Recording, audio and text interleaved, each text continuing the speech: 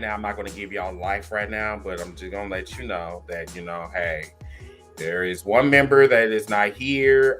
He is on TikTok arguing with some nigga, and I'm sorry, he's not going to be able to join us this evening.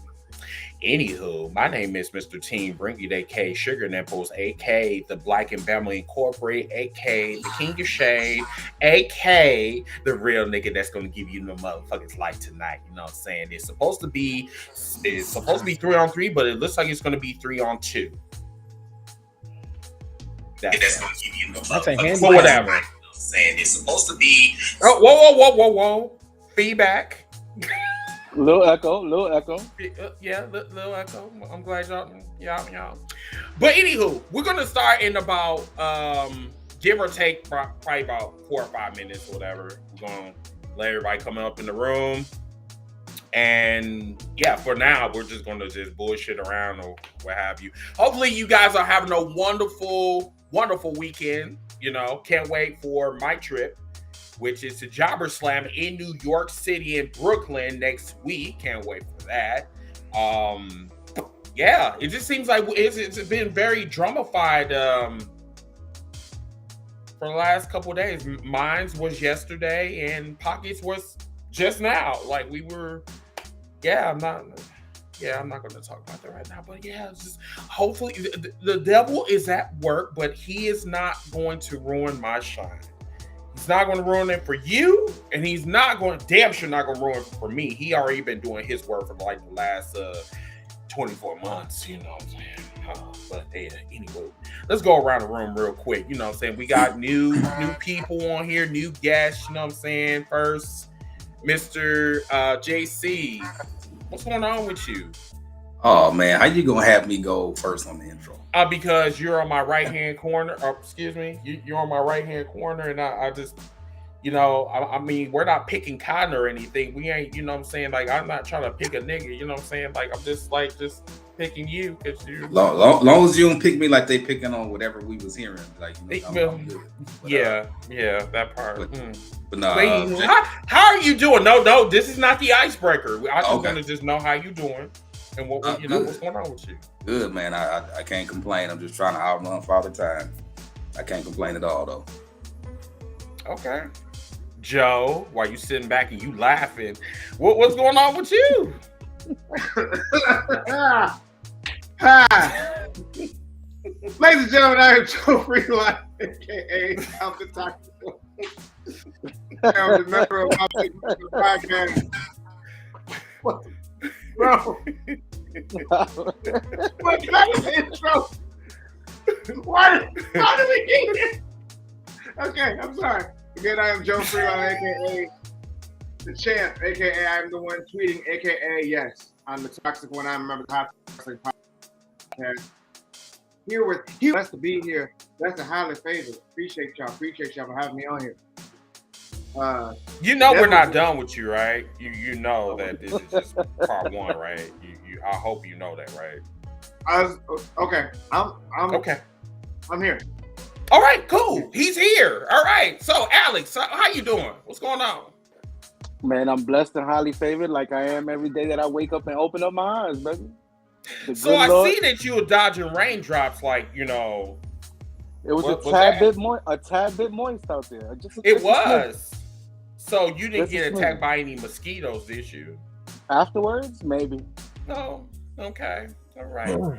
And Mr. All-Star, you haven't been here in like centuries, decades, millenniums. So how you doing? It's been a very busy year. I'm doing great. I am Jared All-Star, formerly the bearded babyface, like my brother Ziggy. Now I am the holy heel. Both my brothers said they were blessed and highly favored. That's perfect. I'm a pastor, but when I do this show, I'm a heel. So it's the holy heel now. We'll put on my glasses like Jungle Boy, so you know it's time.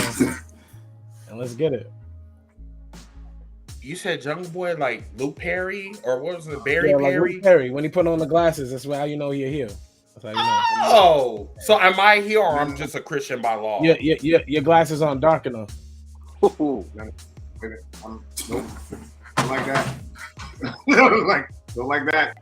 Don't like that. They're not dark enough. You starting I mean, early. what you saying? I'm a tweener. I Okay, You were a heel yesterday, and you Oh, were a you heel damn at the right. beginning of the show. you damn right. I was. You know, Uh, is this uh, See, I That's can't even better. see shit. That's Like, better. That's better. no, Now it's you're a not heel. better shit. It's not. You can't see them shit. Listen, you can't see. You can't see. It's already dark outside. I can't see shit. You know, I'm blind like a bat, and no old jokes either. Please don't. And yes, I can't see you. Especially. Okay.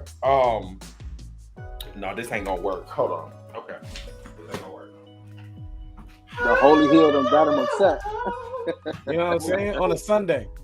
Holy Heel Right. came in here with some They Morpheus just set it glasses. off. Got people upset, okay? Look, he about to be like, You can choose right. You can choose AEW or WWE. Oh no, no Holy tribalism. Heel in here making No tribalism. having people make life choices as they hop in. Alex already said it was moist outside, so I don't know why we're talking about what I did. He said, Yes, I don't even know. motherfucker. I got my. I don't know what we're supposed to do with you guys right now. This is gonna be What? a It hell of a was a monsoon out there, bro. I bet because I'm just like, bro, did you get lost in Hurricane Ivan or some shit? Crazy. You know. But That's anyway, we're almost at the seven minute mark, so let's go ahead and just do this. What's going on, Jimmy? What's going on, Willis? Everybody, remember to share the podcast. Share the podcast. Love the podcast. And comment. We got a lot to go on tonight. Unfortunately, once again, Pocket is not here. Pocket is Busy. Somewhere digressing. Somewhere digressing.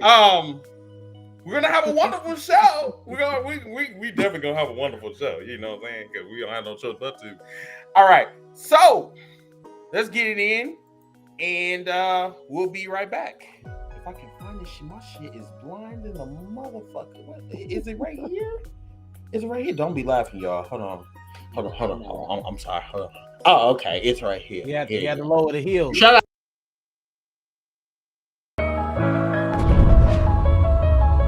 It looks like you lost your mind.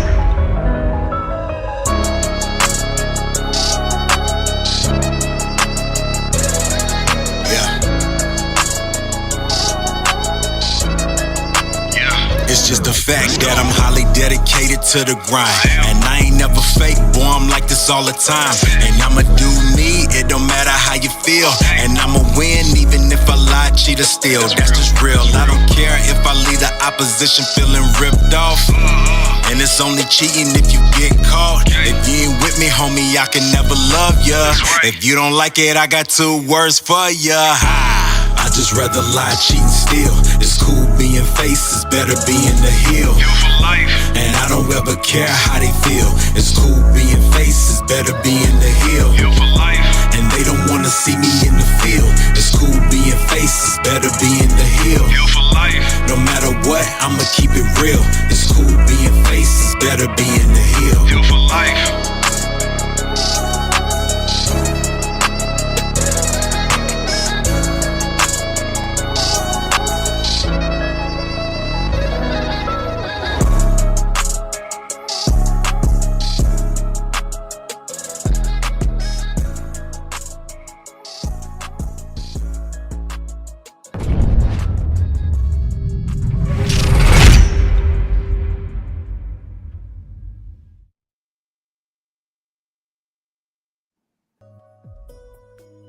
What's going on, wrestling true believers? It's a great day in Samantha. You already know who the fuck I am. I am Mr. Team Bring-It, the host of this show. The hostess with the mostest has arrived.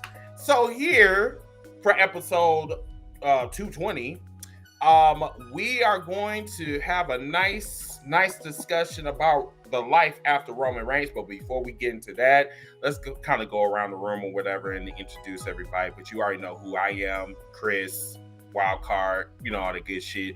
So let's introduce our guests. Mr. JC, what's going on with you? Hey, what's going on now? JC, been a wrestling fan probably as long as I can remember. trying to get into everything now, so we don't do the tribalism thing. Been knowing Chris a long time, probably too long, bro. By the way, about almost a quarter century been rocking with you. Yeah, I would say 15 years, 2 days, 14 minutes, and 14 seconds. Yeah, you got to add 10 more years on top of Oh, okay, that's right. But he's not trying to age himself. No, we don't want to really not. You know what I'm saying? Like, people do not need to know my age. They really don't. Hold on one second. Definitely a pleasure to be here with you tonight. I check out the show just about on a weekly basis whenever I can, and really appreciate the pride that you do. Seeing you from really from the beginning, bro. So really proud of what you're doing. So glad to be a part of it tonight. Thank you. Appreciate it. Thank you for coming on. We definitely gonna have fun. All right, the next person from the Hot Take Wrestling Podcast, Mr. Joe. What is going on with you? Ladies and gentlemen, I am Joe Freon, aka the champ, aka I'm the one tweeting, aka yes, I'm the toxic one. Welcome to Heels for Life Podcast, a beautiful collaboration of all things wrestling. No tribalism, just ignorant stuff to talk about. Very excited to be on this episode. All right. So you are from Chicago, Illinois, sir, and how long you been a wrestling fan? I think, how old am I? I'm old as shit. So probably like 20 years. I've been a wrestling fan. I think the first, only that, 30 years. I used to watch WWF Saturday nights with my grandfather and my grandma. Because my dad wouldn't let me watch it. They would sneak me to watch them. I used to watch like Ultimate Warrior, Papa Shango, the curse on him and shit. Ultimate Warrior was shaking on the table and shit. Like this, getting throwing like the green stuff. I know he's going to referee in the face. Macho Man got bit by the snake. Big Snake Roberts. All the good stuff, man. Good stuff now. So now, man. All the good stuff. Okay. All right. Well, thank you so much for coming on the show with us. Definitely, it's going to be a blast, especially what we be doing on TikTok, whatever. So I can't wait for this discussion. All right, the next person is Mr. Alex. What's going on, y'all? It's Alex El Jefe, Heels for Life 2. Man, I just enjoyed about 7 straight hours of wrestling last night to this morning. So it's crazy out here, but again, here to have some fun and see what's on your minds. All right. Cool. And last but not least, Mr. Babyface heel, Christian by law. Mr. All-Star. Bro. It is Jared All-Star. I just dropped the album called JJ. Please go grab that. I'm excited to be back on the show. It's been a while.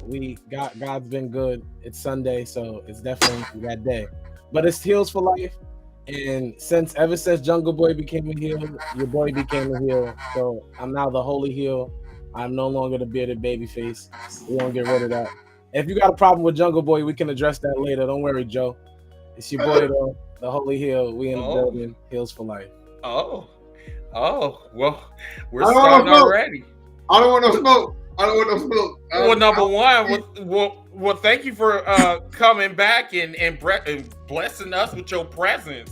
Like you, I mean, like bro, like you already like starting already. Hold on, let me see if I can push this out. Okay, yeah, that's a lot better. Matter of fact, hold on, let me do this. So then that way we can. Okay, that's what I was trying. That's what I was trying to do before. So anyway, let's first start off with Raw this week. So it's not in any particular order. We're just gonna have a nice discussion about Raw, SmackDown, and then we're gonna move on to AEW, and then we're gonna have the main event. So let's talk about it. So the Judgment Day stands united in their victory over Rollins, Owens, and Zayn. So me personally, I didn't watch it. I probably watched maybe the first 15 minutes and I just cut it off. So I don't know if any one of you guys watched it, but if you do want to talk about it, you are more than welcome to talk about it. So, go ahead. What y'all think about the Judgment Day? I think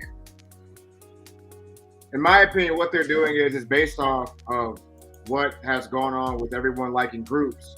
They want to keep the Judgment Day together to be able to kind of allow the webs of whatever storylines they're putting together for whatever reason. Like, for example, 2 of the members in the Judgment Day are in the heavyweight title picture and the Universal title picture. Either way you slice it. Damian Priest can cash in on either Seth Rollins or Roman Reigns. Finn Balor is more so built to kind of be that, that heavyweight superstar that he's been previously before. So they just kind of put pieces together to be able to do so. I think for Raw that episode, it was a good episode. Not good in the sense where it was like, oh, it was good, you should have watched it. It was more so like, it's better than the other ones. So it's good. But Okay. It was solid. It was solid. Okay. You know what I like about the Judgment Day? Like, I think about where they were. I think Edge leaving the Judgment Day is the best thing that happened to them in hindsight. You said who? Edge. I think him getting kicked out was okay. I think that was the best thing that happened for them in hindsight, because Finn has elevated to where we wanted Finn to be. Like, Finn is now like he is the main stage. He's at a high level. He beating the brakes off of Seth Rollins every single chance, like on site. Like, that's the definition of on site. Awesome. Like, Damian Priest is on another level too. He's in the title picture. Dom has Go Away Heat. Rhea Ripley has a title. So, I mean, a couple months ago, we thought they should have been disbanded, and right now, they at the top of the card of Raw. So, I kind of dig what they're doing with them.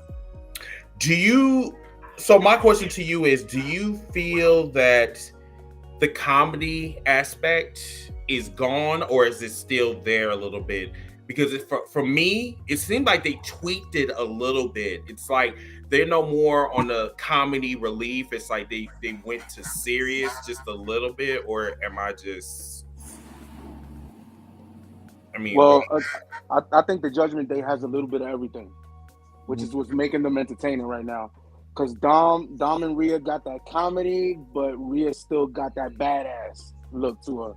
And then Finn is, like JC said, Finn is elevated to that level where we wanted him to see. We wanted him to be. We wanted him to be, in there for that heavyweight championship picture.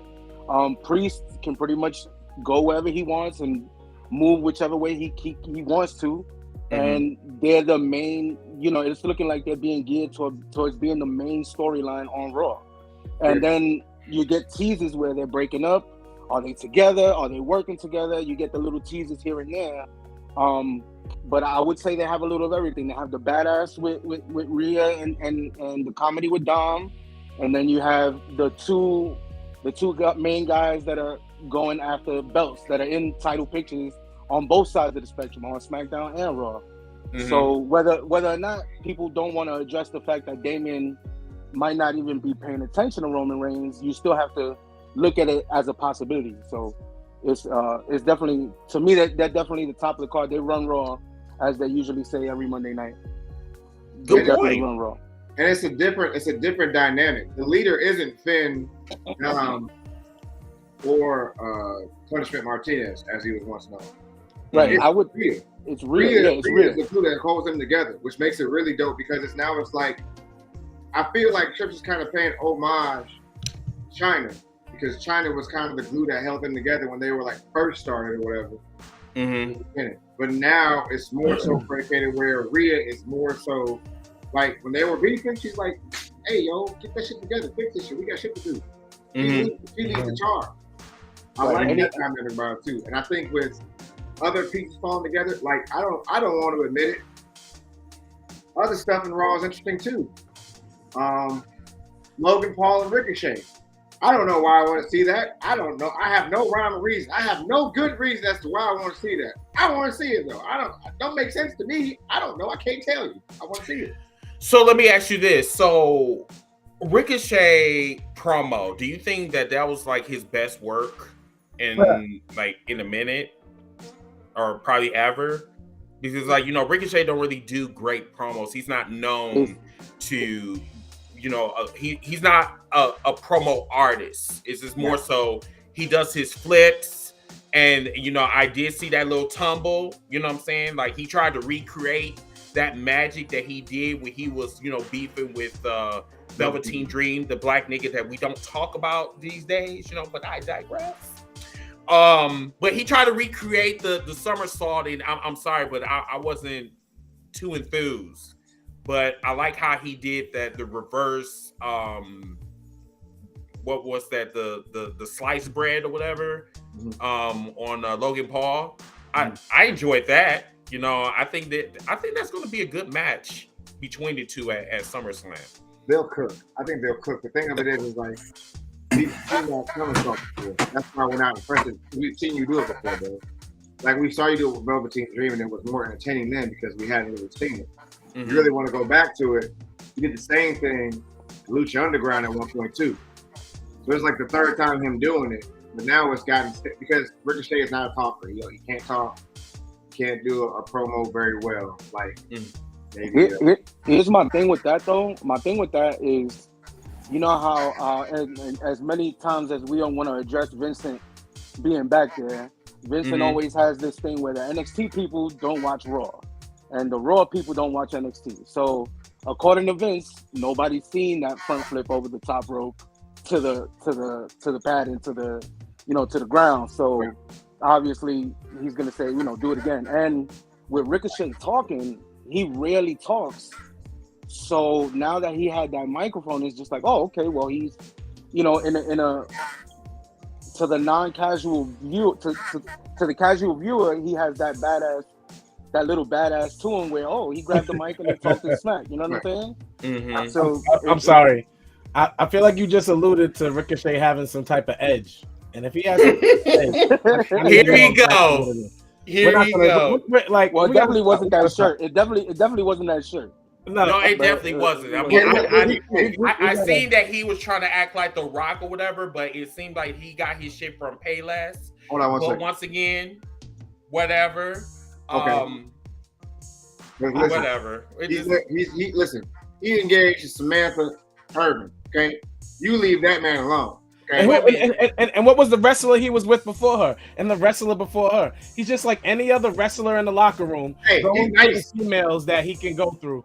Like, listen, I'm not gonna hate on another man. WWE locker rooms. Don't do this. Don't give me. Why are you making him? No, he's not wrong. He's not wrong. No, I mean, bro, why are you making him look like a hoe? No, because hold on, bro. What I'm saying is, I'm not giving it props for being with a wrestling girl. That's bro, listen.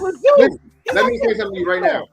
He is right. He is not wrong. Before this, he was with Candice Cantanzaro, who was with the old girl from NXT. He was with her. Okay. Before this, he was with some other girl, Lucha Underground. There was AEW chick he was with too. He is Tessa. Not he was wrong, with Tessa. bro. He was with Tessa for a minute. Exactly. So he a backslider. There's breaking news. Backslider. So are you okay? You fine? Yeah, right? man. I didn't even know I was on camera, bro. It's good, gang. I had to pack stuff up, nigga. Hey, first off, it's about respect. Wow. Yeah, man. I was going to really let you have it. I'm like, niggas, like it is 8:30 and like you is arguing with some nigga on TikTok. I'm like, we'll talk about that later. But I digress. Yes, right. Let's move on. Anywho, let's get it, bro. You slid on here, right? But the first thing I saw on my timeline was, it's about respect. You don't got respect me? What you mean? Come on. But anywho, this ain't even about that, man. I thank y'all for having me, bro. I'm here, bro. Late but better than never, man. Yes, sir, Ski. Thank you, Mr.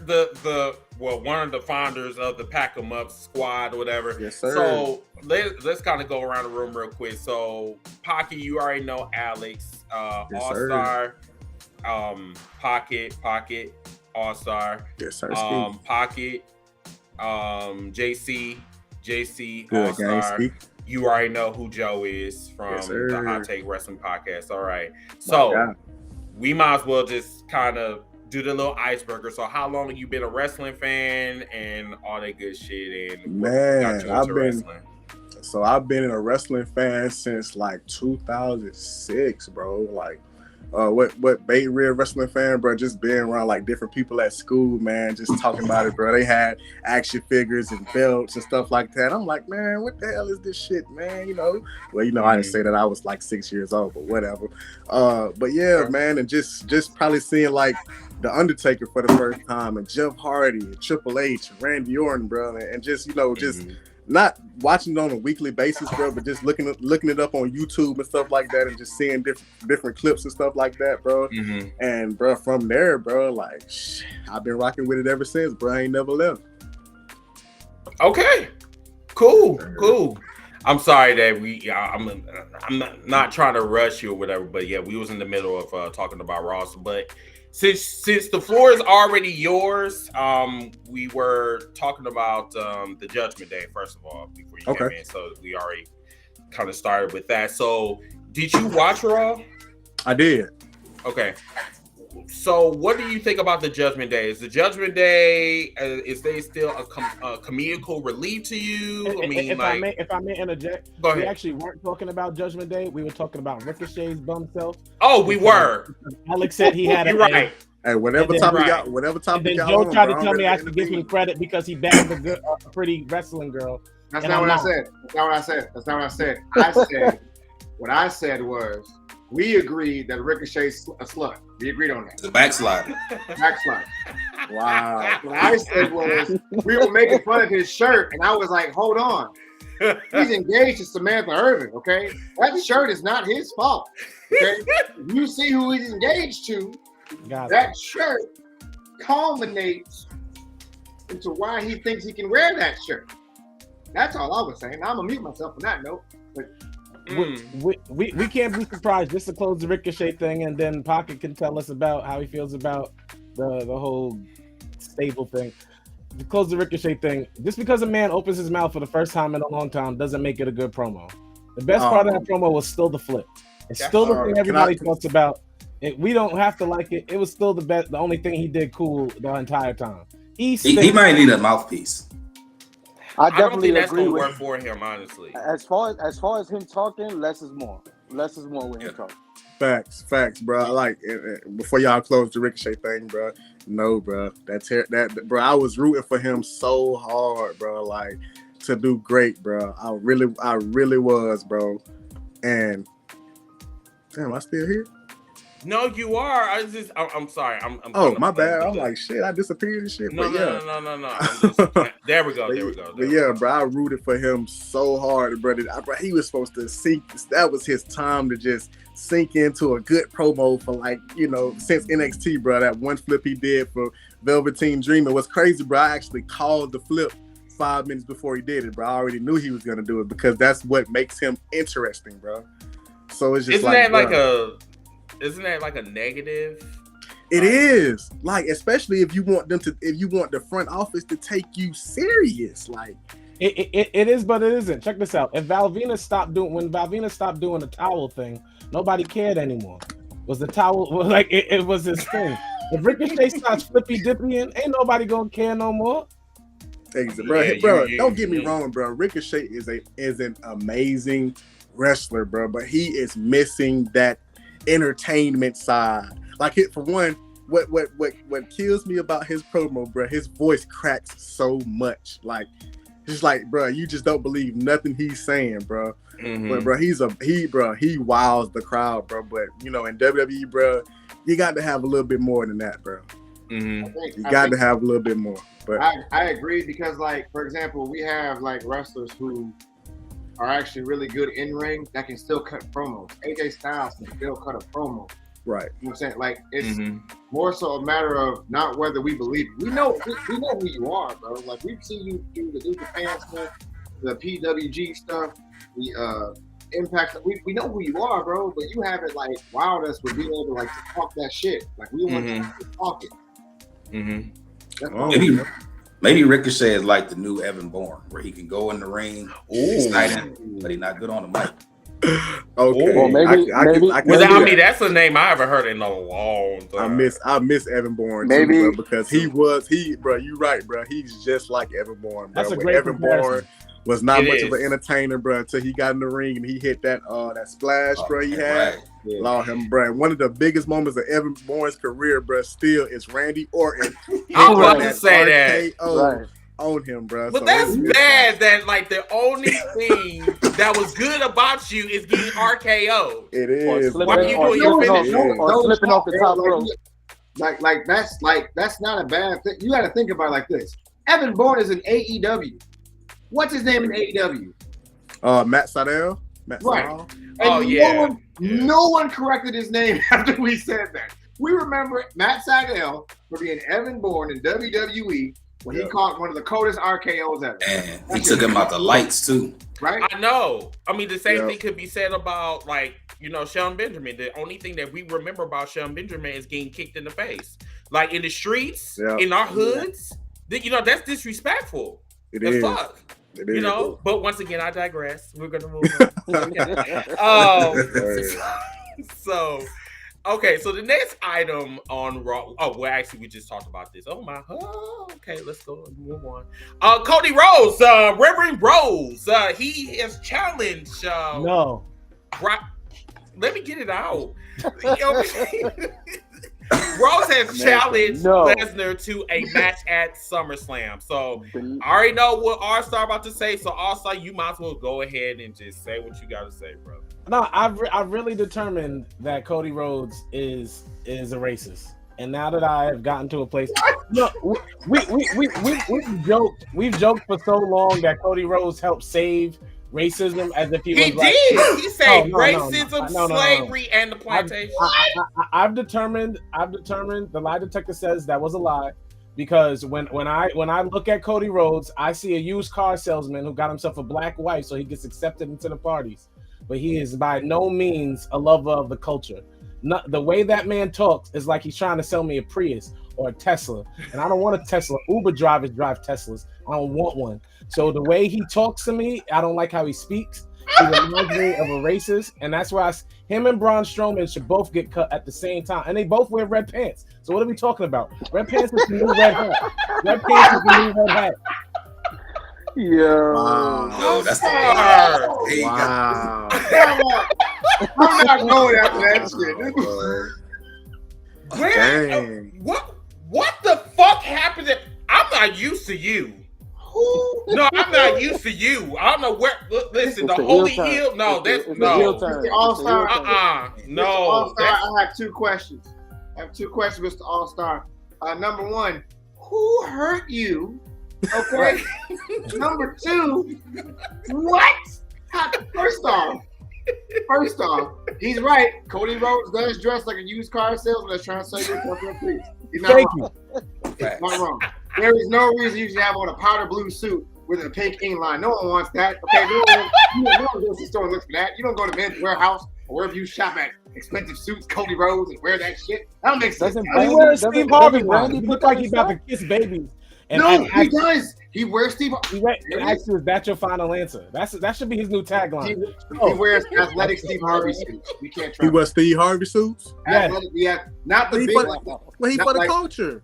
But he don't wear them like like Harvey for the coat. I don't like this conversation. No, I'm just joking, bro. The thing about Cody is like, one, the match with Brock Lesnar has to happen because they wrestled twice and it's got to be a yeah. But if we're being outside the wrestling thing, Cody wearing them suits, he do look like he's trying to get an athletic endorsement from Steve Harvey suits. That's what it looks like. Because the suits don't make sense. Didn't he come out with like an olive green suit and like some type of like black licorice tie of some sort that didn't make not licorice. Bro, he dresses like a plantation owner. Like, you see what I'm saying? And like, what am I? Wow. He got the pocket watch, the 3-piece suits with the pocket watch tucked into the inside. Wow. That's how he dresses. He does look like an extra. He does like an extra from Gang. Bro, like, okay, so like, I've been saying that since you met me. Okay, so I kept that same energy. You know what I'm saying? Like, he does look like a slave owner. And the thing is, like, I think that promo discredited him when he did that shit in AEW. You know what I'm saying? He was going around and he was talking about that I got a mixed baby or whatever, and I know what you black people did. You know what I'm saying? Like, I've been in the struggle, whatever. That's where all of the mains came from. You You know what I'm saying? Like, yeah, I don't believe anything that Cody says. Cody should be a politician. He's one of them politicians where he will get what he wants. He is just basically a Barack Obama, but he's white. That's basically what it is. He don't say nothing. He talks, but he don't say nothing. Ain't his mama Cuban? Yeah, she is. She ain't one of me. She ain't one of us. He don't speak. What do Cubans speak? Spanish? I ain't never heard of him. Yeah, I don't know. I don't know Espanol. He tried it in Puerto Rico. It didn't work out too good. No, it didn't go well. It didn't. Okay, never mind. I'm sorry. I didn't look. Okay. I think Cody just need to be a heel, man. He got that heel persona come out. Like, he look like somebody you don't want to trust. Yo, you know what's up, Hot Take? Dressed like a heel from like 1988. You know what I mean? So I dig it, but like he just in the wrong role. And then I like Cody, but they overexpose him. Like, bro, you don't need to come out to Pyro to come to the ring to say hello, to go to the back to come out to Pyro again at night. Just like how AEW overexposed CM Punk. Yes. Yep. Same thing. Don't do this. Look, let's get there. I want to talk about that. Hold on. Pause. We are. Yeah, we are. Shit. Can I say something about Cody Rhodes, though? Go ahead, Pac. All right, so first of all, look at where he's wrestling at. The WWE. Are they for the culture? Hey, man. Are they for the culture? Roman Reigns said the N-word. Yeah, and no one stopped him. No one said, because y'all think that he's one of y'all. That's the thing. Okay, but that's true. But so did the chairman. The chairman is fucking racist. I mean, you just answered your own question. Exactly. So are they? Is the WWE for the culture, or do they need somebody that wants to be a politician and wants to wear the American flag and talk about the American way? He's a plant right now, and that's why he should be a heel. That's all they have ever wanted, bro. Yeah, in the position he is right now, he's being a super plant. And that's why I realized when I woke up, when I put these glasses on, that I don't like Cody Rhodes. I don't like how he looks like a character out of that Mob video game. Like when I was the black one, it was 3. He played black. Saints Row? I killed dudes who look like Cody Rhodes on my video game. Wow. Listen, I hate you. He's not. There's a character. You get the suits with the DLC. They match. Fact. They're the same suit. The same suit. Y'all are terrible. Before me and Hot Take tell y'all about heel Cody Rhodes, I just got one thing about this whole feud with him and Brock Lesnar. Okay. Brock Lesnar is so indifferent. Like, Brock Lesnar, to me, with this whole feud, feels like, okay, am I due to kick his ass today? Cool. I'm going to come do it real quick, and then I'm out. I don't have time for this today. I'm going to be in the first segment. Put me on the flight back out. Okay, we got to do a pay-per-view today? Okay, I'm supposed to whip his ass for how long? 10 minutes? Cool. Put me in first, and I got to go. Like, Brock is so indifferent. He was right there. The problem is Brock Lesnar finally found somebody whiter than him. So it messes him up. It throws him off, of course. Throws him all the way off. I mean, he does have a point, though, but he does. Whatever. He got to be stopped. That's the third accurate thing he didn't say this past. He ain't lying. That's very true. So let me kind of allow me to indulge in that comment. So, Alex, do you feel that this is like just scripted as fuck? Like with this whole thing, like, it just doesn't feel fun. As much as Cody wants to yell and do all these things to get the crowd fired up to see him kick Brock's ass, it's just lame. It's just really getting lame. And again, I don't want to bring up WrestleMania as to why he shouldn't have won, but it's the same reason, because we're just tired of him already, and he doesn't even have a belt. Wow. That's a bar. All right, so let's go on to the next item. Let me see what this is. Let me see if it'll show it. Okay, Ronda Rousey versus Shayna, and they engaged in a brawl this past Monday. Okay, so for me, this feels real. This feels not scripted. You know, they have a storyline that goes all the way back to UFC. Like, this is something that we wanted to see for the longest. But there's some fans that I guess they want this storyline to, they want to get it over with or whatever. I don't know. Maybe I'm feeling some type of way about this or whatever. Like I've been wanting to see this shit. Like, you know what I'm saying? Like, these are two badass bitches and shit. It's just like, for some reason, I don't know. Like, people just want Ronda just to go away and never come back. I feel like Willis just answered your question. It's because we know Ronda's leaving. So, like, the excitement about the match, it's really taken away. Like, we know Shayna's going to win. It would have been better if we didn't know Ronda was leaving. But because the world we live in with social media, we know things way too much in advance. Yeah, kind of like a Brock and Goldberg situation. Yeah. At the end of the day, they're both not leaving, but you know what I mean.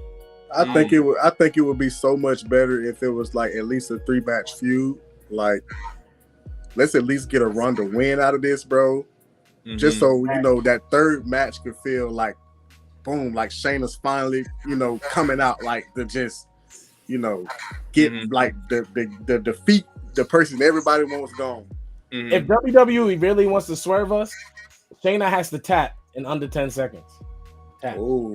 Wow. Bro, okay, so we're talking about the fight. Like, we talking about the fighter in both of them, bro. Ronda is clearly the better fighter. Listen to me right now, and go ahead. I'm with you. Tag him in. Listen. I'm gonna say this, and I don't care how y'all feel about it, how y'all feel, because this is from the heart. Fuck Ronda Rousey from the bottom of my heart. She is a terrible wrestler. She needs to fucking go. She is trash. Shayna, bro, cut it out, bro. Her and Letty had match of the year in Fast and Furious. Who? That man is crazy, bro. Yo, he is on one today. You're 3 for 4. No. Ronda Rousey is a terrible professional wrestler. She is an okay MMA fighter. She's an okay MMA fighter. Holly Holm whooped her ass. Somebody else whooped her ass. Her up game is not up. She ain't got it up here. If she grab your arm, it's a wrap. Listen, Ronda Rousey hasn't had a decent match with any regular women's wrestler, an above average women's wrestler, or a good women's wrestler. They have to be elite to have a good match. Ronda Rousey had a match with Triple H, Stephanie McMahon, and Kurt Angle, and almost fucked it up. Okay? Let's just get this out the bag right now. She's terrible. El terrible. Hey, are we saying that Stephanie and Triple H are good wrestlers? No. Stephanie's not a good wrestler. Triple H is one of the goats. Don't do that. Ain't got time for that. Does it come to when he's sleeping around, or are we talking about his wrestling skills? Listen, steroids with China Triple H is elite, and I don't want to have any other conversation about it. No one can tell me different. That man was elite. Okay, that man on steroids when he was sleeping around with Stephanie in the wrestling ring, like doing wrestling moves, unstoppable. One of the greats. No, shit. I didn't say nothing. But listen, in reference to this, Shayna Baszler was one of the best NXT Women's champions. She deserves a lot better, and she's finally getting it because there's a certain person who's not in the back anymore and tries to create talk about, I just don't get her stuff. I don't get it. Fuck that guy. At this point, I wish it was like a 3-match thing, and I wish Shayna Baszler would sweep her ass, whatever. I don't ever want to see Ronda Rousey in the WWE ring ever again. Ever. I don't want to see her AEW. I don't want to see her in New Japan. I don't want to see her in any wrestling ring ever again. She's terrible. Damn. That's how I feel about Keith Lee, but I digress. Oh, okay. Man. Oh my God. You know what? You don't.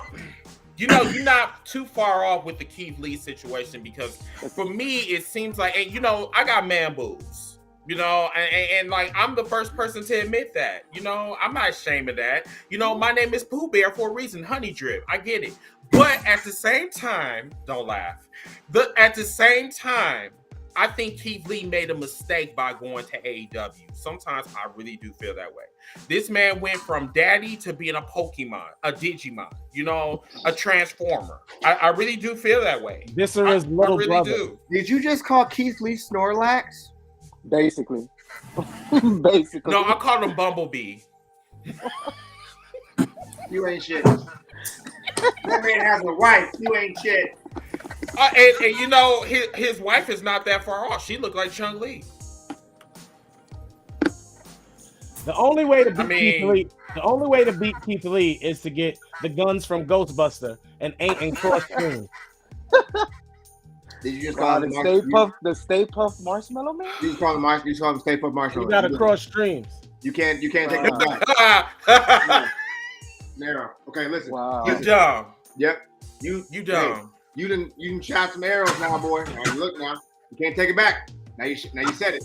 Now all we see is a Stay Puft Marshmallow Man. I hope you're happy. Hope you're proud of yourself. Right. Jesus. Can't shake it. Okay. We're gonna go on to another item.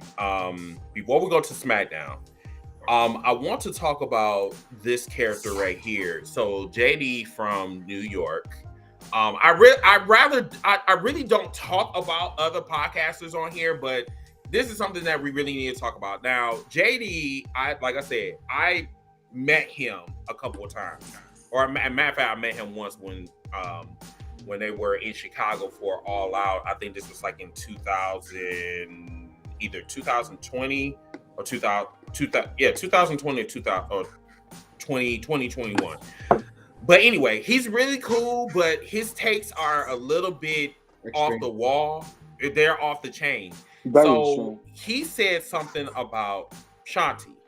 She recently cut her hair off, and JD went on his podcast and he was just like, this is a stupid ass move. I don't know why she cut her hair off. You know, Vince McMahon is always, you know what I'm saying, letting these girls do whatever the fuck they want, or, you know, bullying them to doing what he wants them to do and blah, blah. But Shanti, she made it clear that the reason why she cut her hair off is because her sister has cancer and she wants to basically support her. And JD got a lot of heat behind those comments or whatever. So I wanted to kind of point that out there. Did you guys have any comments, anything that y'all want to say? Or yeah, I do. First of all, this is my problem with some of these podcasters and so-called analysts and all that crap, bro. Whatever. Bro, do your research first. Yep. Don't just get on here saying stuff and blaming Vince McMahon for something Vince McMahon probably had nothing to do with. Do your research, bro. Like, that's all you have to do. I think he emotionally reacts before he thinks his things through. And, you know, he's hit or miss when it comes to that. You know what I mean? Like, he'll get emotional and start yelling and because, you know, I call him the George Costanza of wrestling. And I don't know if you guys watch Seinfeld, but he's basically just like, you know what I mean? He's basically the George Costanza of wrestling. And Vince McMahon lives in that man's head rent-free. So, you know, I can tell. I really think he gets emotional and he'll get them Twitter fingers working and not think things through before he hits that send button. Yep. And that ultimately comes back to bite him in the ass. Yeah, because I feel like that information was out within like 30 minutes of SmackDown going off the air. You know what I mean? Yeah. So, right. Like, how did you know? It was quick. And number one, I love Sassy Blackheart. God, I love that word. Number two, as we all are, we all watch wrestling with the scope, and we got to be able to be mindful of sometimes the things that we're saying. Once you say something, you can't take it back. Like, I said, fuck Ronda Rousey. I really mean that as a wrestler. As a person, she's not bad. But that's how I feel about her wrestling. But when you say stuff, it's best to preface those things sometimes to be able to say that stuff and then go from there at that point. So one of our co-hosts just said this, and shout out to Stephen Garland. He said that he said it before he found out, but the real reason why she cut her hair, the only bad thing is that he didn't apologize for speaking prematurely about it. He didn't take the tweet down. He basically got mad because people were dragging him. Yeah, and tweet, so. I mean, I got dragged because me and Sean from Fighter, what's that, Fireful or whatever, the Bleach Report or some type of shit. Yeah. So remember when they were talking about the African Americans, whatever, and like how they were being treated like them reports came out about the African Americans like having these little storylines or whatever. So I called out literally all of the reporters or whatever, and Sean reported, and he was just like, I had posted that shit. You know what I'm saying? I mean, it happens. The only thing that you can do is you can just apologize and move on. Me and him actually had a legit conversation, like one-on-one, even though he was trying to beat my ass. So, but still, like, we had a legit conversation. I said, hey, I apologize. I'm sorry. You know what I'm saying? I shouldn't have never said that. You know what I'm saying? I didn't know that you posted, But JD he has an ego. He feels that because he's a very popular podcaster, like he feels that he doesn't make any mistakes. He don't owe you any apologies, and that shit will come back to haunt you. Eventually it will. Yeah. Especially like when you have people listening to your podcast like it's gospel. Like where people believe everything you say. You want to talk about tribalism? Those JD marks, they exactly, bro. So it's just like, especially especially the what's that Cornette's podcast? Come on. Listen, those motherfuckers, they will quote everything this motherfucker has said. Everything. They talk about, Cornette said this, and I said, did you know that Cornette don't like this person? But still, he been in the bench for a long time. Same thing with Eric Bischoff. How the fuck can you listen to somebody that damn near will close out one wrestling company and try to close out the other one? I digress. Can I say another person? Dave Meltzer. People, Uncle Dave. Everything he says is gospel to these people. And he's a fucking glazer. Real quick. Big time. Real quick. Fucking glazer. Did y'all hear this man tell Chris Van Vliet that he said that Kurt Angle does not have a five-star match? I heard that. That part. Glazer. And I'm like, so what was that match that he had with Shawn Michaels at WrestleMania 21? Right. Listen, I ain't gonna hold you. You can go from 05, I think it's 06 to 08, where Kurt Angle was on Perks. Bro, every match. I know we've been addressing this topic, but my guy Hot Topic always says something that throws me off, it seems, in certain spaces. You said you like Shotzi Blackheart as a wrestler. I'm not as a person. I don't know her. She's sweet. As a wrestler, like in ring, once again, I'm asking. Well, because I followed Shotzi when she was like in the Indies, MLW, small time. I think as a wrestler, she's very much underutilized, underused. Shotzi is not someone. Shotzi, I would say, is not someone that the WWE can actually use properly unless they cater to her style. If she has to do it, and what exactly is her style? She's actually a luchador. She has a lucha background. They won't let her be the luchador that she wants to be because, well, it's dangerous. Like the stuff she be doing is dangerous. Some stuff she do because that's how. Not to cut you off, though, but what the fuck Rey Mysterio be doing? Isn't he a luchador or he's a? Here's the difference. The luchador that Rey Mysterio is at an elite level of luchador. It's predicated more so because he's so elite that he can make his style be catered to a WCW, WWE, or Lucha Underground style. Shotzi Blackheart is not that way. The matches that she gave you at PWG, the matches that she did at Impact, some of the other indie matches that you love her for are 30-minute bangers or whatever, but she got to be able to wrestle her way. Who she is as a person, her character, how people draw to her or whatever, and she's attractive, cool. I mean Shotzi Blackheart, the actual lucha wrestler in the indies, is who I'm a fan of.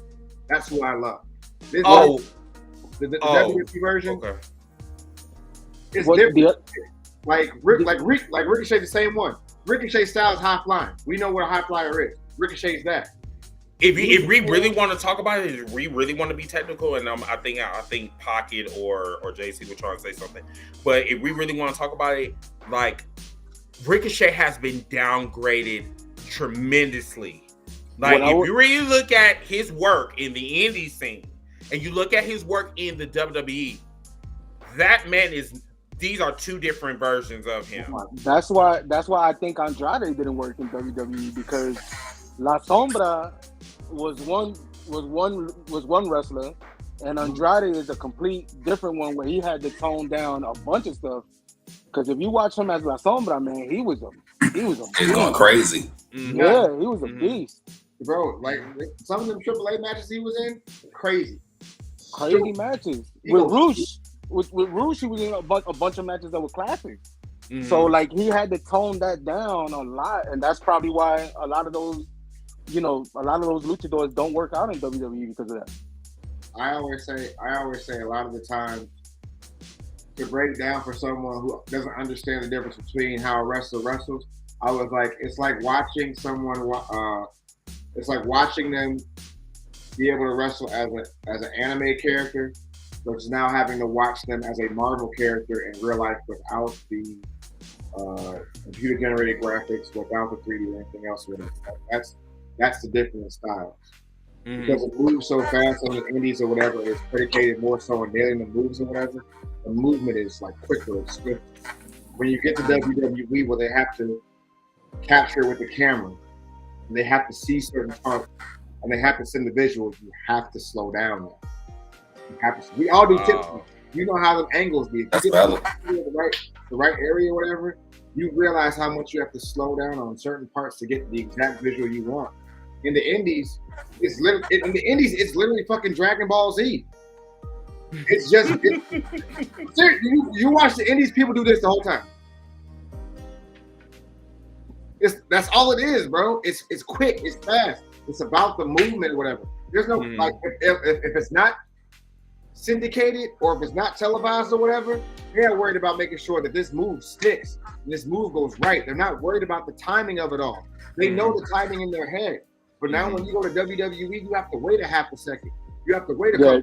You got to wait for a camera to get in position to make sure it catches it right. A la Montez Ford, and during the pandemic, when he tried to jump over the rope, Austin was like, I was supposed to be there. Boom. Wow. That's crazy.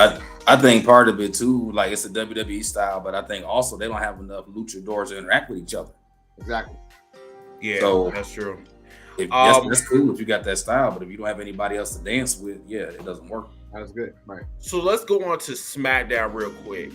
Because we're clocking on almost an hour down. So Asuka yet survives not only Bianca Belair but near cashing by Io Sky. So this past Friday, Asuka and Bianca Belair finally she gets her rematch, but of course Charlotte comes out there, interferes, and the remaining members of I'm about to say Toxic Attraction. Oh my goodness! I mean Damage Control. They come out, they interfere, cost Bianca the match or whatever, and then Io Sky was trying to cash in, but unfortunately, Asuka escaped. So this storyline with the women on SmackDown, what do you guys think about that? I would like to begin this one because first I want to tell the real Garland to know your role and shut your mouth. Asuka is never an afterthought. Ever, never will she be. She's the champion. That's not an afterthought. Wow. She has the title. With that said, we all want to see Asuka versus Io Sky. That's what we all want to see. We want Asuka to pass the torch to Io. I'm here for all of it. Anytime Asuka and Io stand in the ring together, Io has never disappointed me. I ain't gonna lie. Like, ever. Ever. So I feel that energy. I do feel that energy. I do. Anybody wanted to speak on this? I ain't gonna lie, bro. We all know. Well, for those who don't know, I'm a Bianca Belair fan. I want her to win the title back. You know what I'm saying? And as he said, as Steven said, Asuka is an afterthought in this feud. Because clearly, to me, the two stars in this feud are Charlotte and Bianca. And I really think that's majority of what everybody wants to see, especially from a WWE standpoint. Mm-hmm. Those are the two top dogs now, especially on SmackDown. Asuka, I feel like you're Bianca biased. Asuka is losing that title soon. Your Bianca bias is coming into play with No, this. it's not. It feels like it, because if we're being honest, Bianca went stale while she had the title. So That's your opinion, bro. Hold on. Time out. I can't give you That's that. your opinion. Yeah, I can't give you that, bro. I can't. Man, black people in Bianca, why do we act like this? No, I mean, I have to concur. I agree. with I him. I have to, because I mean the reason why I wanted Bianca to drop the title, because like number one, like don't get me wrong, historic reign. Don't get me wrong. However, she was giving me Kofi Kingston vibes. Like you were hot for 1 minute, but then girl, like you went down. I mean, you can like her because of her yams. You can like her because of her outfits. That's not it, bro. Hold on. You can like her because of all this shit. And Pocket, don't do that because you was up there on Twitter. Not Twitter, excuse me. I love the yams. I know. And I got packed up because of you. I love them. So, yes, and I got packed up for a week because of you. We didn't have to bring that here. No, we have to bring that up because I'm still mad at you because of that. We didn't have to bring that here. No, we got to bring that here because number one, like I get that you love her. I do. But the thing is, you need to think of our friendship before you bring the fucking yams on that damn TikTok. You know what's funny, bro? That picture had never got me banned before, bro. Ever. Listen. Ever. I'm not even gonna lie to you. Okay, look, her yams, spectacular. Not talking about it. Terrible. With Bianca, what? So you gonna tell me as I'm not saying nothing. I'm just listening. Okay. But like, it's about who you have to face. When everyone says, "Oh, when she won the title, everything went stale," who were her partners? Who could she listen? Everybody left. Sasha was right. Exactly. There was That's not her fault. That's not her fault. She had it, bro. She almost had it. She had a banger match with Io Sky in Puerto Rico, and people forgot how good she was. I understand that. Bianca Belair. Listen, after the Mae Young Classic, Bianca Belair has never been on the decline. She's always gone up and down. What? I don't agree with that, bro. What? Like, because if that was the case, then I wouldn't want her to like lose her title. Like for real, because like she was on the decline. Because like number one, like her promos were not that good. If we're gonna say, if you're sitting here, you're glazing and shit, I need you to sit the fuck down. Like for real. Oh my god. Would you guys? Me, Nobody's I glazing, love you, bro. Joe. I love you back, but So But- what? Okay. but- So what is what is Asuka doing for the title? She ain't doing shit either. But here's the Okay, thing. that's another question. Let me ask another question since everybody glazes her. What is Rhea Ripley doing with the title? She ain't doing shit either. I don't listen. Hold on. First of all, I don't need to glaze her. I already told you about her on TikTok.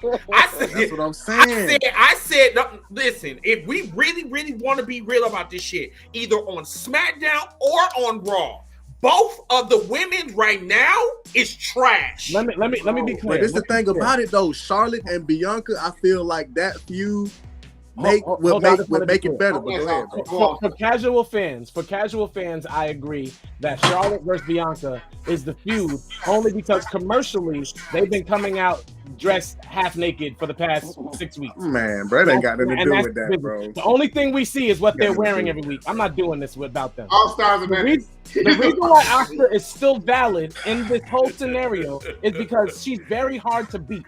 Asuka, when Asuka's in any match, you don't think to yourself, Asuka's of course going to lose this. You never know because Asuka can beat whoever, whenever, however. That's why Asuka's always important in any feud. That's why they're keeping her important in their feud because as much as they want to be, Charlotte looks like Temu, Sheen. And then we have like it's not working, bro. Hold on 1 second, bro, because I can't let you ride with that comment. Listen. Okay, hold on. Give me 1 second. It's straight BS. Would you guys have been okay if Bianca would have dropped the belt to Io in Puerto Rico? Yes. Absolutely. I wouldn't mind because that was a banger ass match. That was a sick match. Yeah, that was a banger match. I don't know why. I mean, like, why would she keep it for her to lose it a couple weeks later? Like that. I mean, that makes no sense. But I mean, I guess the powers that be, like must had a big plan for her, I guess. I mean, So I don't know. I would have rather seen Io get a rematch that night of Champions instead of Asuka. The reason that you have to put the title on Asuka with WWE is two reasons: her age and how much money they're going to make if Bianca becomes a heel and they create it a certain way. Asuka's in her 40s. All-Star is right. No matter what Asuka does, she's always going to be the exponent in any match because she can wrestle anybody. That is true. However, Bianca Belair is basically who they have now. There's no more four horsewomen. There's no more of that. Becky Lynch does whatever she does. Bayley just got hurt from one of our from somebody that just commented on it, and then it's Charlotte.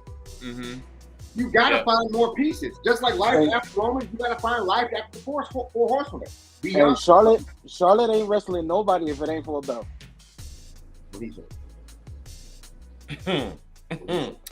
But we're gonna move on. This number, if this can come up, Escobar advances in the U.S. title tournament. I don't know if you guys want to really talk about this. I don't know if there's any type of relevance. I just want to know when they're going to change whatever. Get Austin Theory out of here. Get Austin Theory. This is like he needs to get packed up. Gotta say, pack him up. Out of here. Get him out of here. Pack him up. Okay. Yeah, all right. pack him, his slew foot walk, his trash music. Get him out of here, bro. Time for that, bro. Because best believe, bro, they have tried, bro. They have tried to do everything possible for him, bro. But now that they see that they have a young star and like Grayson Waller and other guys that want to step up to the plate. And Pretty Deadly's hurt, and you can't. Yeah, I heard about that. I heard about it was I forgot dude name. Yeah, he got a separated shoulder, so he's gonna be out. I think it's Elton Prince. The one. Okay. The same guy that hurt Big E hurt him. Ridge. You're the right, Prince. bro. Same guy. You're right. The same motherfucker, dude. I think he put a tweet out. I think he put a tweet out the same night explaining what happened too. Yeah, I'm not even sure, but I think he put a tweet out explaining. Wow. Because like I could have, I was thinking about this shit, but I should have tweeted it, but I'm just like I wasn't sure. I was like, isn't that the same dude that injured Big E? Yep. Same dude. Wow, that is dude. Bro, Ridge Holland is like this incident. You can blame whoever you want to blame, but like when you take a bump like that, like when he took that bump after that shoulder tackle, that was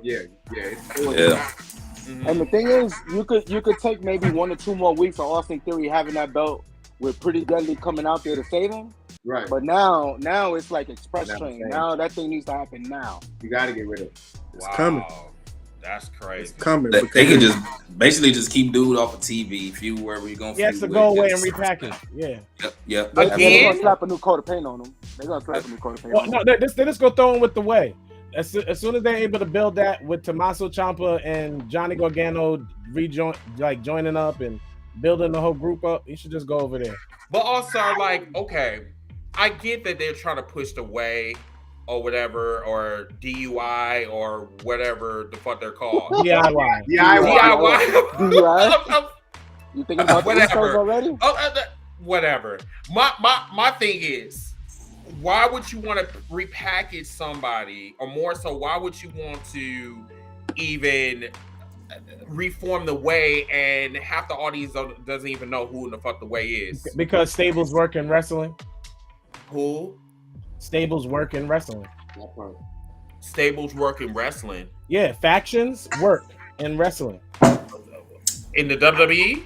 Yeah, absolutely. And to me, if all of them as singles wrestlers doesn't work, they can all come together as a unit and run that, bro. Bro, factions lately in WWE, bro, have been running shit, bro. So. We all want the Hurt Business to come back. Oh my God, you just had. Hey, bring that up. No. Listen, I don't want the Hurt Business to come back in any shape, fashion, or form. I don't think. I mean, I'm fine with Montez I'm fine with the Street Profits being with Bobby, bro. I just do not want them to call it the Hurt Business. Thank you. That's all I want, bro. So That's, Yeah. I'm like, bro, But let's if be you're honest. gonna- if you're gonna It put- doesn't matter. It doesn't matter what they call it. We're still gonna call it the Hurt Business. I mean, yeah, bro, because that's what Hey, that's what fans do, bro. I mean, but yeah, bro. I mean, call it something else, bro. Just start something fresh, bro. Something else, bro. Please.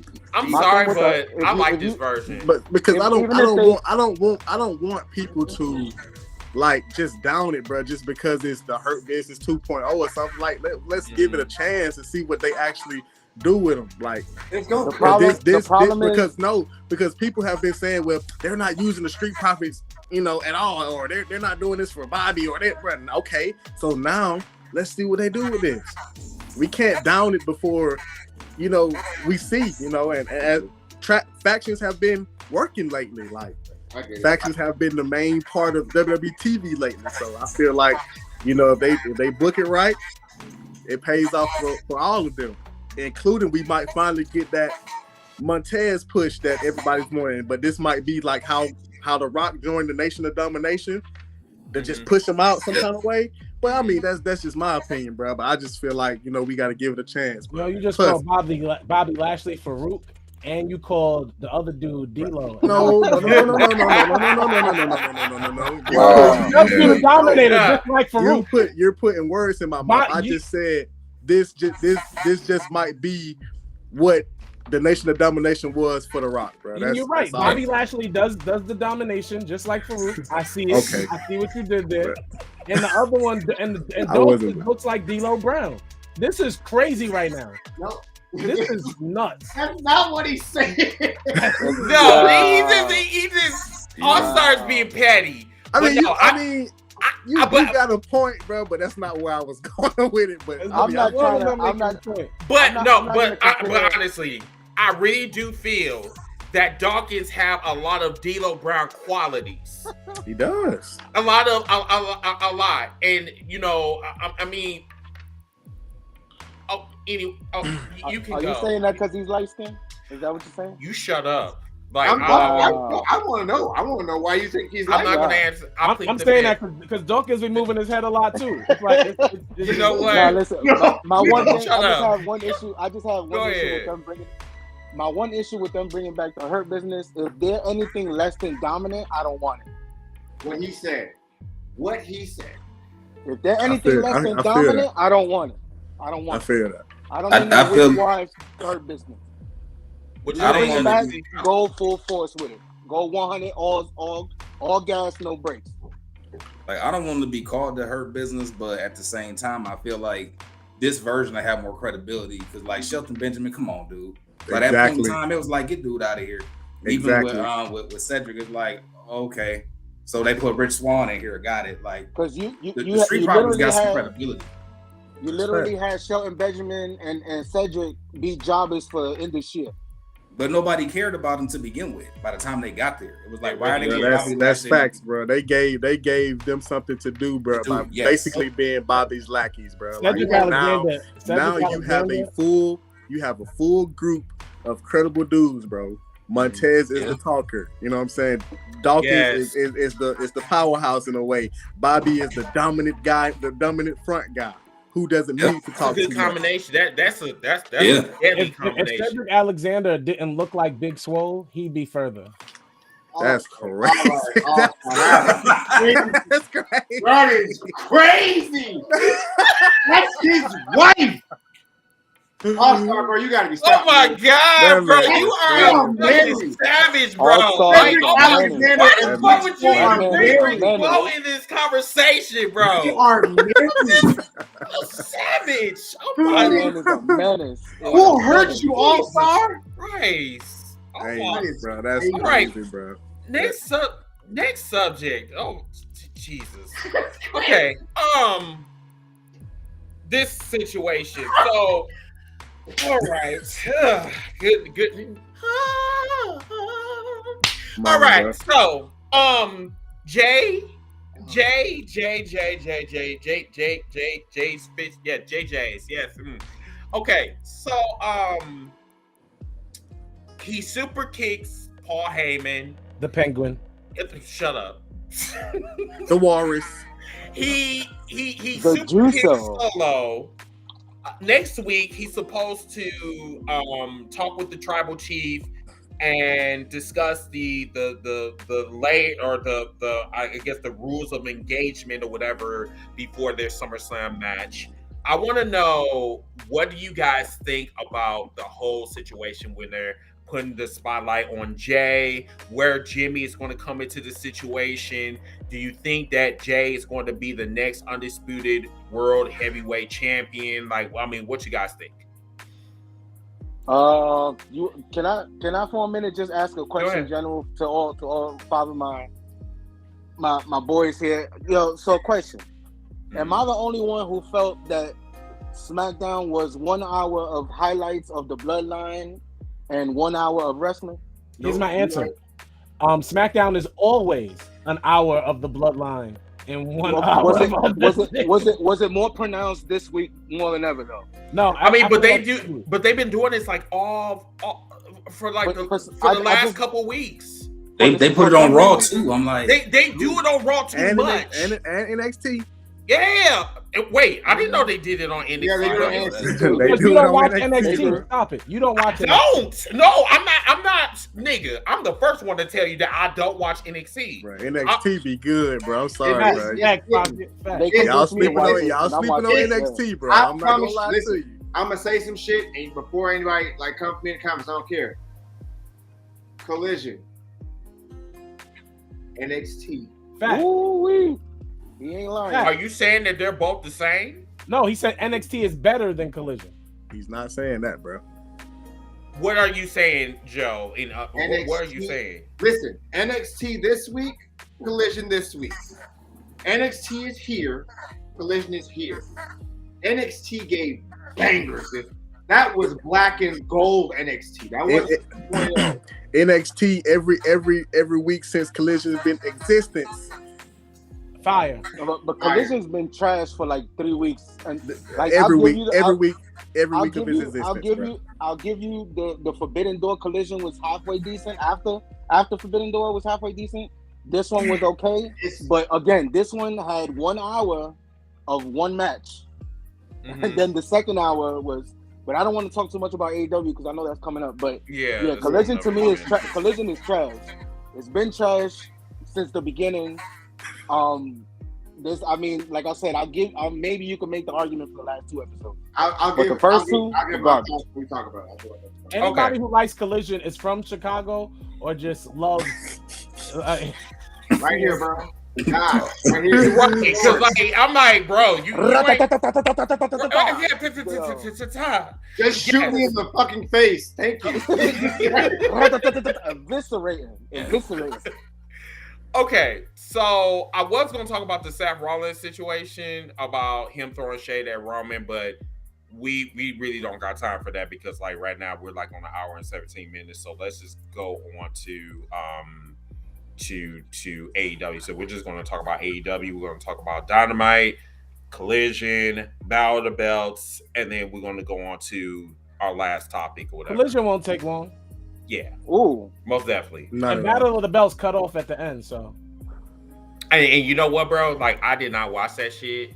I didn't watch Battle of the Belts like after 9 o'clock. Yeah, I still don't know who won between Tony Storm and what's the face? Nobody does. Tony Storm. Was that Goldberg and Diamond Dallas Page again? Stupid. Hold on 1 second. So Willis said that NXT is a waste of time because once they don't do shit with the people, once they come to the main roster, so it's pointless to watch. I need Willis to go back and do his research. Tell me when NXT started, and then look at Seth Rollins, Kevin Owens, Sami Zayn, Roman Reigns, Bianca Belair, John Moxley. And talk to me on another day. Because that's straight. And then, all of them are from NXT. Talk to me on right. Yeah. Because then they're starting to use underutilized stars in NXT. Every champion in WWE was on NXT. But I do concur with Willis on a certain aspect. Like there's certain stars that do come on there and they get zero reactions. Like Ciampa. Like Ciampa is like one of their biggest stars. He's a former NXT champion, and yet he came out there. Maybe it was the city that they was at, but like he did not get a reaction whatsoever. They know that Ciampa's not going to be popular again, and neither are Johnny Gargano till they reform their tag team. Like they understand that. And then how is that WWE's fault though? Like I mean, but that is WWE fault in certain. But everybody's not going to be a star. Like I mean, just because you said Johnny Gargano is not a star. To me, not really. I mean, he was a star in He's NXT, a tag team star. He's a tag team star. I don't think he's a solo star for a main event. Whoa, hey. I don't think he will ever reach main event status. This isn't AEW. The champions aren't 205 and lighter. This isn't Adam Cole. I think he could be a great mid-card champion, bro, but other than that, bro, I do agree with you. I would agree with you. I don't see him as a main eventer ever, bro. But I mean, him and Ciampa as DIY, what the fuck ever. See, hey, you got the same. See, I'm saying DIY. Do it yourself, DIY. No, I was just playing, bro. I already knew the name. Bro. Yo. JC, you have been quiet. You've been just watching us clown. Do you have any comments on this about the NXT situation? I mean, yeah, that's a hard.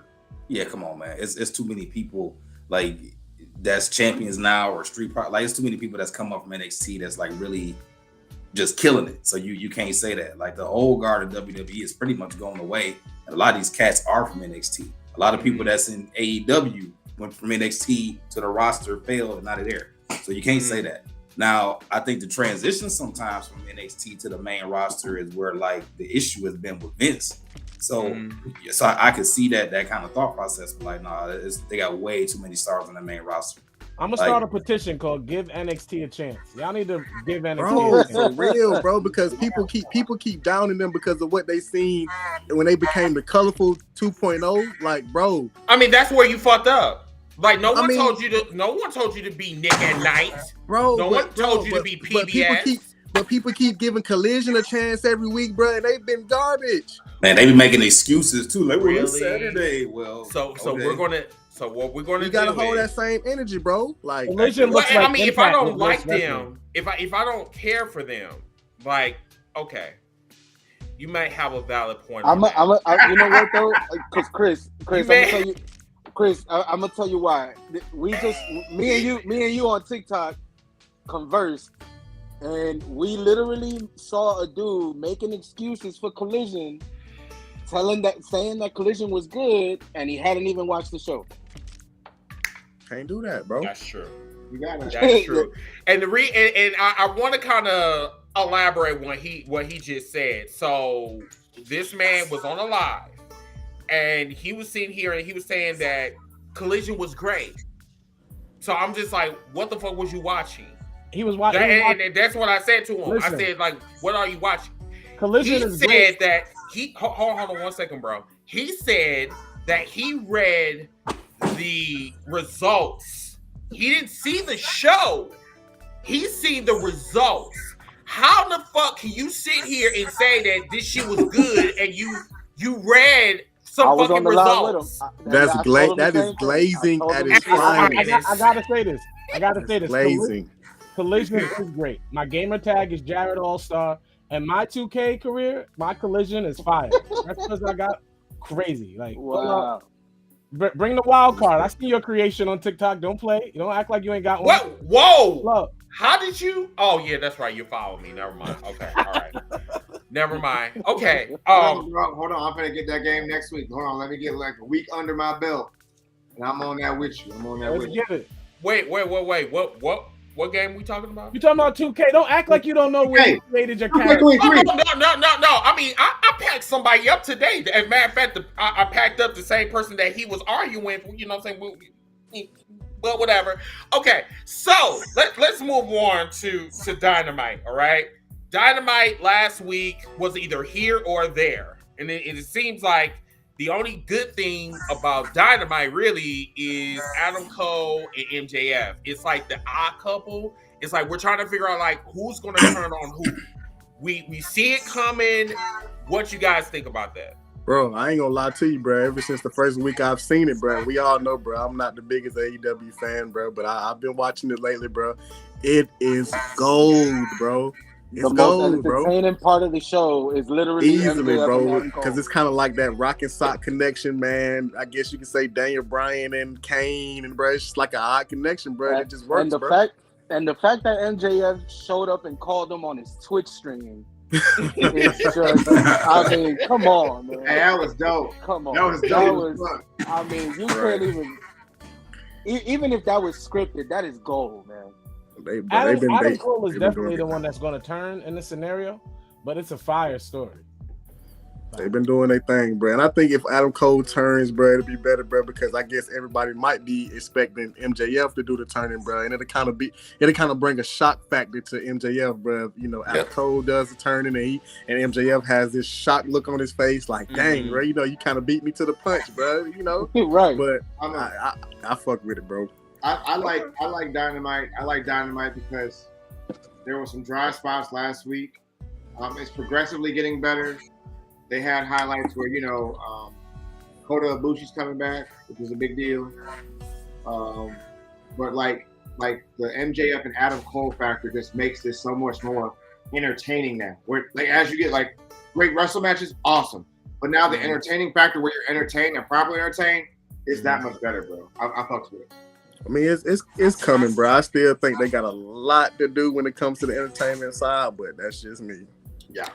This is hilarious. This is hilarious because we did this earlier in the show where we talked about something being mid and we gave a good point, but it doesn't change the fact that it's mid. Yeah. I just don't like you right now. Okay. So Swerve Strickland and Nick Wayne, the 18-year-old that just debuted. Baby Osprey. Yeah, Baby Osprey. Like, I think it's racist when we say that. Why? What? How's it racist? Because why? Because why? Because they both wear pants and he holds his hands up like this. Because honestly, Will Ospreay is obviously a much better wrestler than this young kid who has potential. But I feel like Will Ospreay would say, "Don't mention my name in the same breath as this child." I ain't gonna lie, bro. I mean, I'm not gonna say it wasn't fire, bro, but I'm tired of how they're doing Swerve, bro. Me too. Basically, I'm sick of it. Hey, I'm sick of it. Real quick question, and I don't know if anybody on the scene like that. Is Nick Wayne the same dude that he wrestled at Yes. The young kid? At Defy? And Evolve. I'm sorry, Defy. Is that it? Yeah. Yes. Defy? Yeah. Yeah, he busted him open. This was their third match. Yeah, that's gonna be that's gonna be fire. But like, you gotta give okay, listen, Swerve needs to be world champion. And I don't care what anybody says or anybody says. Something, bro. Swerve during his hit row run till now has shown you he can carry whoever he needs to carry. He carried Keith Lee the whole tag team. He can, bro. And all those mid-ass faction that they have tried to form with him, bro, yet he is still one of those guys, bro. Like, come on, bro. It's sickening, bro. Like, I get it, bro. Orange Cassidy is a workhorse, bro. Orange Cassidy is good, bro. But give Swerve that title now, bro. Please. Give Swerve that title. In the Battle Royal, everybody was like, oh, okay. You want to know what's interesting about Swerve? And I am going to bring up another. I know we're talking about AEW, but I am going to bring up WWE because we talked about styles earlier. The WWE style who quit Swerve for the longevity he's going to be able to have in wrestling today. His style was much faster, much erratic back in the day before he went to WWE. Now he's polished. Everything is set. It's a style where he's not going to injure himself too often, and he still gets off like high gravity moves. The man is awesome and gets his hair done the same place Out of Pocket does. It's fire. Like, wow. Number one, Out of pocket's hair is glorious. Number 2. Thank y'all, man. Number 2. It's awesome. Number 2. That So random, dude. That reference right there is my problem with someone who works at AEW. Because you got the tools to be better, but instead you gained weight, became trash, took the money, and now we can't trust you for shit. Here's your shit. You ain't wrong. What is going on? Yeah, I ain't gonna lie. That noise threw me off a little bit. Oh, that wasn't me. But I digress. Is that you? That. Hey, what is that? What is that? That sounds like somebody getting some slop, boy. Oh, that's my dog. She making her bowl. Oh, man. Man. That's my Is that JC? What you doing? That is wild. As Chris would say, I digress. I will definitely digress. No, that was my fault. He came in here and started going crazy. I was like, yeah, my bad. Somebody was changing the color of the lights. No, we said world champion, Willis. Hold on, Willis. We said world champion. You know what? Let's move. Okay, so we already. Oh, excuse me. We. Hey, if JC camera move, we know what's up. If his camera go off, We don't. then say goodnight to him. Whoever give you, I thought he was about to hit the Daniel Garcia. Misunderstood don't need to be explained. I'm sorry, say JC finna get up to the Daniel Garcia again. Right, hey, you see me do Oh, this. no. That boy getting a little X-rated. This is YouTube. Oh, man. All right. Let's move on to Collision. FTR and excuse me, Bullet Club Go. They had a phenomenal match. I mean, the match was like 58 minutes and 13 seconds. So fire ass match. I will definitely say that this is match of the year candidate. Definitely. I'm very shocked that Willow, aka Wheel of Fortune, won against Ruby Soho. Black Excellence. Not even mad at that. Ricky Starks turning heel on CM Punk, grabbing the ropes while he was pinning Punk. I didn't expect that part, but once again, Black Excellence. You didn't think Punk was gonna let him go over clean, now, did you? No. Come on now. Yeah, You didn't think yeah, Punk was you're gonna right. do that. He's out You're of right on that, shape bro. and can't wrestle no more.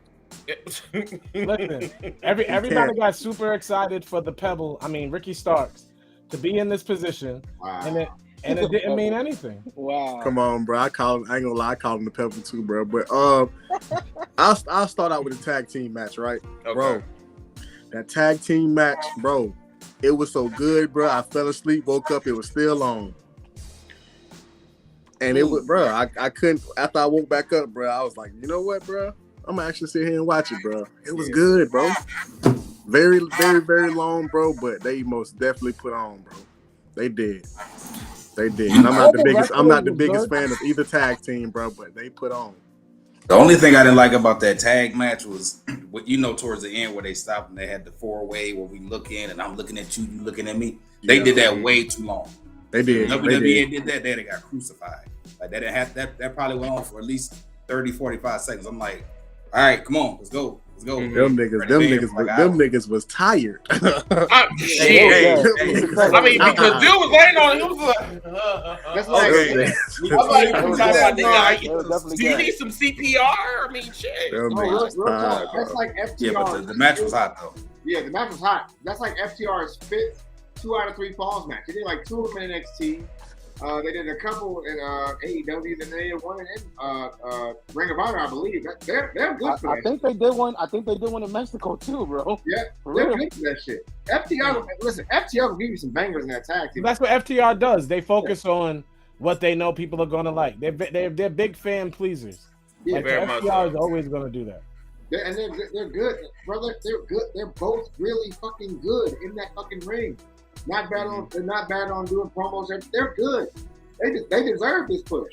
As long as the Young Bucks never see it again, I'm good. That's all I need. Shit, as long the young buck said, as long as it's on Collision, we fine with it. Okay.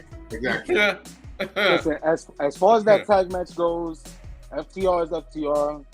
I'm first of all, I'm excited about finally Jay White is being treated right in AEW. And I think it established him and Juice Robinson, unfortunately, as the workhorses of Collision. Like they're getting there. So I like that. It was a dope match, man. The false finishes, everything from beginning to end, I didn't have an issue with it. I low key want to see it again. I don't know about two out of three falls, but I definitely want to see them go at it one more time. I don't want to talk about Okay, that. so my thing, right, bro, I felt like for free TV, bro, it should have been on a pay-per-view, bro. Should have been on a pay-per-view, bro. Because if that didn't eclipse enough views, bro, you just wasted your time. That shit should have been on a pay-per-view, bro. Probably the best match Collision has had since it started. Easily. I totally Absolutely. agree. Easily. But that's why they had to put it on the show, though. They have to do some type of matches like that to draw interest. Yeah, but then see, at the same time, you can't do that every week. You have you got to bring some creativity to Collision because, like, once again, I concur that, you know, with Joe, that Collision, I don't know about NXT. You know, that's why I wasn't commenting, you know, since Terrell want to talk about, and there's nothing wrong with my glasses. You just mad because yours, you got too much white stuff on yours. Yeah, he's a hater. Bro. He's a hater. Excuse me? He called me, no, I'm talking about Terrell. He called me T-Pain 2.0. He think I didn't see that. But I said, he's a hater. He's just mad because you are more handsome than him. And I think that's probably what the problem is. Anyway, let's move on. The issue is that Collision is just mid. And we have seen that the last 2 weeks before this Collision.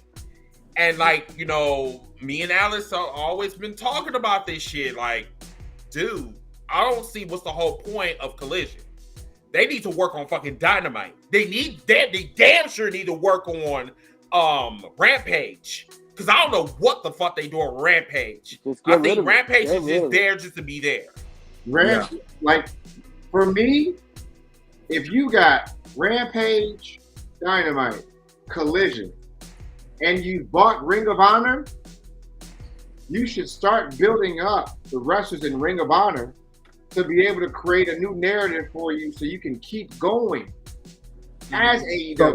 So basically, like, Ring of Honor should low-key be their NXT, bro. It should be their developmental, bro. That has to be it. Yeah. You don't have the Nightmare Company no more. Wait. Ring of Honor isn't their developmental brand? It should be. Well, if it isn't, bro, it should be, bro. That's all I'm getting at. I thought it was. Shit, to me, they don't even fucking know. Like, they don't specify, bro, what it is, bro. They still want to treat it like it's the biggest deal, bro. It's not. I thought Ring of Honor was AEW Dark with belt. They made one of the greatest Ring of Honor champions. Tag team was one of the oldest motherfuckers in wrestling. Unbelievable. And be one of the greats at Ring of Honor. Okay? Why is Jeff Jarrett still on my TV screen? What? Jeff Jarrett is 90. Hey, listen to me, bro. Jeff Jarrett listen to me, bro. Jeff Jarrett gonna get him some money, man. Jeff Jarrett gonna get him a bag. I mean, so, like we've been seeing that. He gonna get him a bag every time. And he's getting his wife a bag too, apparently. So easily. And why is Karen even there? Like, bro, see that's what makes me sometimes so mad with AEW, bro, because sometimes it just seems like they just got little strikes of T, like they got little strikes of T and they just run around there, bro. Karen Jarrett ain't got no business being on today's television, bro. Things that don't make sense. Like, why? Why? It's just like, did you want to have a nostalgic thought? Or, like, people was thinking about Karen Jarrett. Oh, she's on my TV screen. Great. No. Shibata is a star, though. I want to be clear. The only reason why people know her name is because her name is Karen. And that she's, you know, shut up. But also, she slept with. I mean, that's Kurt Angle's past wife. Ex-wife, it is. Yeah, and I mean, obviously at that time he had no taste. Now he said once or twice that he got some black pussy, but I digress. Whatever. I don't know if that's actually true or not, but I mean, that's Jason Jordan. Stop it. Stop it. Stop it. Wow. Wow. Stop it. Hey man, my man Jason Jordan been on Shots TV fired. lately now. Jason Jordan been Shots on fired. TV lately. Y'all seen him now. He back out. He working his back. Eric's neck. He still working. He been on TV. It's terrible. So do y'all want to go into Slammiversary or do y'all want to just go to the main events? Hey, I ain't gonna lie. All I'm gonna say about Slammiversary is, bro, shout out to all that black excellence that was displayed on Slammiversary. Yes. Yeah. Slammiversary doing a 10. I'm sorry, bro. Impact been doing a thing, bro, and they trying to grow that thing back up, man. Pause. But yeah, they been doing their thing, bro. And I've been sleeping on Impact for a long time, well, as of late, anyways. But yeah, shout out to Trinity, bro. Basically, Trinity, bro. Shout out to Leo Rush, bro. Can I ask y'all an honest question? And I want y'all to answer honestly. Don't give me a Bianca Belair answer. Is Trinity a good wrestler? Oh, shaky. Yeah, I have no comment. I have no comment on that. Stop that. She's a good entertainer. She's good in the ring. Stop that. She's good in the ring. But you ain't No, is she a good wrestler? I think that she. Hold on, wait, no. Give me one second. Is Jade Cargill a good wrestler? Shaky. That's insulting the Trinity because she's been wrestling 15 more years than her. That's why insulting the Trinity. So why you gotta That's my put point. her in the same discussion? But that's my point. That's my point. It's not. but For me, it's also- not a black thing. No, I know that's not a black thing, but I didn't make see it a that black thing. I asked if Trinity was a good wrestler. I'm just making sure. I heard I'm just one of making her sure. big- Because I Trinity heard can wrestle. Trinity can No, she wrestle. cannot. 5 of her moves have to do with her butt. She cannot wrestle. She cannot. I heard one of her fans. I heard Listen, one of her okay, fans call her. one out of 10. 1 out of 10. What would you give her? In the ring, a 4.5. Straight I'll like give her a that. 3 Wait, this 1 out of 10. Yeah. out of 10. 4.5 at least. Damn, she can't get a 6 or a 7. No, I was Yeah, gonna say 6. I but would've it's gave her being a harsh. 5. why? Because She, you bruh, glazing she, over bruh. her? She Is that is- why? No, it has nothing to. Listen. Okay. She's solid, okay, here we bro. go. She's solid, Here we bro. But go. Here she we go. What I attribute to somebody being good in the ring is: have you gotten anybody hurt? Are your matches hard to watch? Really, bro? Yes. Okay, fine. Okay, everybody's fine. everybody's Let's do criteria it like is this. different. Let's do it just like this then.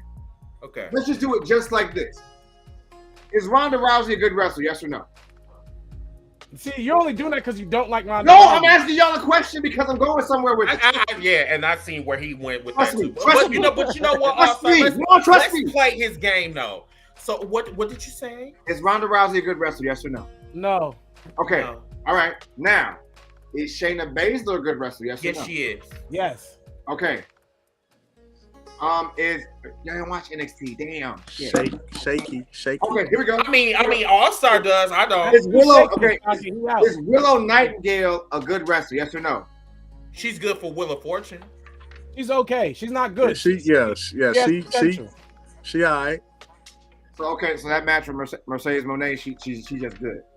I didn't watch A that, good so I match can't does not comment make on you a that. good wrestler. I was just gonna say That's not what I said. That's not what I said. you need more than one. And this is why I gave the criteria off of. Are your matches hard to watch?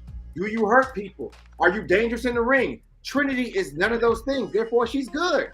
I mean, because she I'm not barely saying has she's any- elite. I I'm mean, not saying she's great. She's solid. She's a 6 or 7, depending. I mean, but Joe, that's kind of hard to say when she's barely in the ring. And she made a choice to do that. And then the company she worked for before, they didn't really use I it. get all of that. Right. I get all that, but then you say that like she never hurt anybody or whatever. Like she was stuck in catering, so like of course you was stuffing your mouth. You were with your husband while he was getting DUI. Okay, so here we go. So here's the tier of wrestling that I go to. Hold up, Joe. Yo, hot Right, topic. right. I know you love your black queens. Trinity's not a great wrestler. and she lost to a woman that is an 8.5 at least as a wrestler. Like Deanna is a great wrestler. Trinity Deanna's a great wrestler. I agree. Trinity is mid. I'll give her a 6. But I agree, Deanna Purrazzo is a great wrestler. Okay, when I put top tier wrestlers, Charlotte is like number 10. She's like the 10. You're overrating her. You're not gonna get an argument from me. They know I love Charlotte. Oh, that's why. Oh, well, she's going to get an A from me. Oh, okay, time out. Wait a minute. Just so I can get clarity of who I'm talking to. Who is a better female wrestler than Charlotte? People that's not in the WWE right now. Name me 3.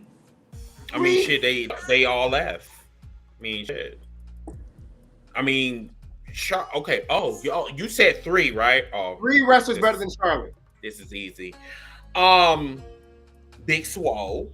But no, what? No, she. No, I mean, scratch that. Scratch that. Cedric Alexander. You shut up.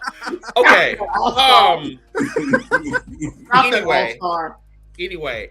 You got to chill. Oscar is better than her. Sasha Monet is better than her. That's it. That's all I don't know about. Got two. I would take Hikaru Shida over. No. Well, I mean, I would. Stardom got Gita. Stardom got a few bangers too. Charlotte is still a top 5 wrestler. Is my point that I have to say. Absolutely. Of this generation, yeah, I was female wrestlers. Yeah, I'm saying like for our generation right now, not like ever. I'm just saying like because right now, I don't be in trouble for saying this. If it's not Mercedes Moné, Tessa Blanchard, or I'm forgetting her name. Oh my god, even remember goddamn name. Tessa Blanchard doesn't count because she's a racist. When's the last time Tessa wrestled? Why are we bringing her up? Because she was elite. She was a great wrestler. She's a racist. She is raging racist, but she was a great wrestler. Wow. I haven't seen her since she stormed the Capitol. All right. Wow.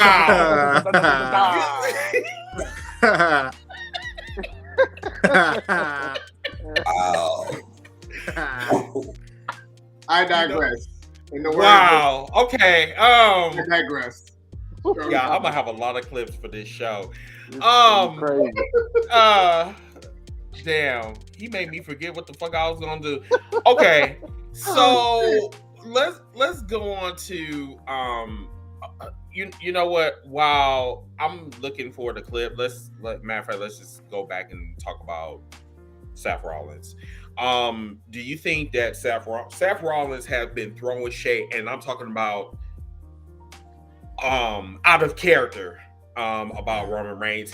He thinks that not I don't want to misquote him, but he said that he feels like the belt that he has is a consolation prize to Roman's WWE Undisputed WWE Championship or whatever. And he feels in certain ways, he feels kind of, I guess, underutilized, not underutilized, but he just feels in some way disrespected. What do you guys think about the position that Seth is in? Do you think he should just shut up and continue to wrestle, or do you think he has a valid point? Well, I mean, I don't know. Y'all want to go first? Because all right. Okay. Listen, I'll be toxic. I don't give a fuck. All right. Seth is the most consistent wrestler in WWE over the past 5 to 7 years in terms of just in-ring quality and just being able to be a good match and a good draw in WWE. Listen, in sports, there are some people who got it and some people who have to work to get it. Mm-hmm. Well, you're about to say something crazy. I'm not, bro. This is my toxic opinion. There are some people who got it and some people who gotta work to get it. Seth has to work to get it. at no point have I ever been like, just like, oh man, like Seth is way behind Roman Reigns in the ring. I've never said that. Seth is a better wrestler than Roman Reigns. He is. Mm-hmm. Here's my issue with this. Please take this man off my screen. I don't know if you just want to look at his outfit. Shut up. Okay. Like, all right. How do we say things like Roman Reigns was handed everything and Seth Rollins was literally handed everything in WWE? Seth Rollins didn't work for nothing. Seth Rollins worked when he was in Ring of Honor, and that's when he got over. And then WWE brought him to NXT, gave him the heavyweight championship. Roman Reigns was never the NXT champion. Then they brought him up, and they made him the star off of the Shield. He turned on Roman. He hit him with the chair. Then he beat Brock. He cashed in on Brock. It's Rollins for the past 6 years. He is the golden child. It don't matter how he wants to slice or dice it because Vince was more prone on Roman. Triple H loves Seth Rollins. They are bosom buddies. He got to be his daughter's godfather. They are that. He gotta be bosom buddies, though. Seth Rollins gets handed the keys to everything. Seth Rollins is who he is because WWE has always left him there. With title, with no title, he is Seth freaking Rollins, top 3, and he's not number 3. Yeah, but okay, all right. Okay, I agree with all that. My thing is that right now Roman just got it. He turned heel, and people ate it up like it was a 5-star, like it was a 5-star plate of food. It was a 5-course meal. That's what it is right now. Now you may be more consistent, but he got it. Yeah. Just accept that and move the fuck on. Like that's all you can. There is no need to complain when you are the world champion. It took him a minute to find it, but he found it and he got it. Mm-hmm. But to be real, let me ask y'all a serious question. Do you think Seth Rollins would take Roman Reigns' deal right now? Hell yes. Yeah. Of course he would. He'd be done. And the story. Listen to me, bro. Listen to me, bro. He got kids too. He could go home every wrestler who's sitting in that back complaining, bro, wants Roman Reigns' deal, bro. I don't give a shit what nobody say, bro. Hold on, can we just say this real quick? No, T.O. Any list that doesn't have Will Ospreay in the top 5 is invalid. So your list is invalid. Move it along. Who said? Hold on, Seth Roman. You put Roman in your top 5. I mean that's a glazer. This is the same motherfucker that decided to put on his shirt talking about I'm daddy. Like you, I digress. Look, bro, listen. DJ T.O. No respect. No disrespect, bro. No, this is all disrespect over here. Like for real. Like, bro, you didn't put I don't know. You didn't put Will Ospreay anywhere in that category. You decided to put Roman. Roman can't even fucking wrestle. And Switchblade. No offense. Switchblade right now. Like, listen, bro, and listen. Roman knows how to wrestle, and that's all I'm gonna say. Roman has not wrestled in like 5 years. The problem that I have with T.O.'s comment is the fact that we just watched Ospreay and Kenny Omega have almost the match. And Brian Okada. We watched Brian Okada too. Like we all see that shit. I mean, we had a fucking watch party. Well, you wasn't there, but we had the fucking watch party. We seen that shit. Right. I'm not judging DJ T.O. I'm just saying. I'm judging you. Me too. I know I'm fucking judging. I'm a judging motherfucker. It's a safe place. Can't judge him. It's not. Why not? You can't judge him, bro, because we can't sit there and say everybody has their opinion and then judge him on his opinion. Yeah, I can't. You can have a bad opinion. You can have a bad opinion. Bro, I can't judge him. It's a bad opinion to you though. Like, bro, you can't judge him for his opinion, bro. Basically, an opinion isn't wrong. It's an opinion. It's not. Because nothing nobody's saying is fact. Let's do the main event, like, but you know what? T.O.'s crazy. You know what? T.O. can keep his opinion, but like once again, it's like I said, I can have an opinion, but my shit is backed up with facts, not absolutes. So if T.O. want to have their opinion, it's just it's sus at best. But whatever. We're going to go on to the main event. All right, because I know it's getting a little bit late, and I appreciate you guys staying with us. Whatever. Remember to share, like the podcast. This has been a damn good podcast, so everybody remember to share it. So, the main event, segment 3, life after Roman. So when he dropped those titles, why does it or does not matter? If Roman's situation, if Roman leaves, like who will be the next? What would the WWE look like? First of all, I'm trying to get my words together. What would the WWE look like after Roman? Can I say this? Can I say this? Yeah, go ahead. This is so everything that Seth Rollins has been saying. This would be his time to back up all of that. Basically. Yeah. I agree. Exactly, because it's not gonna look much different. Roman Reigns doesn't show up on a weekly basis already, so.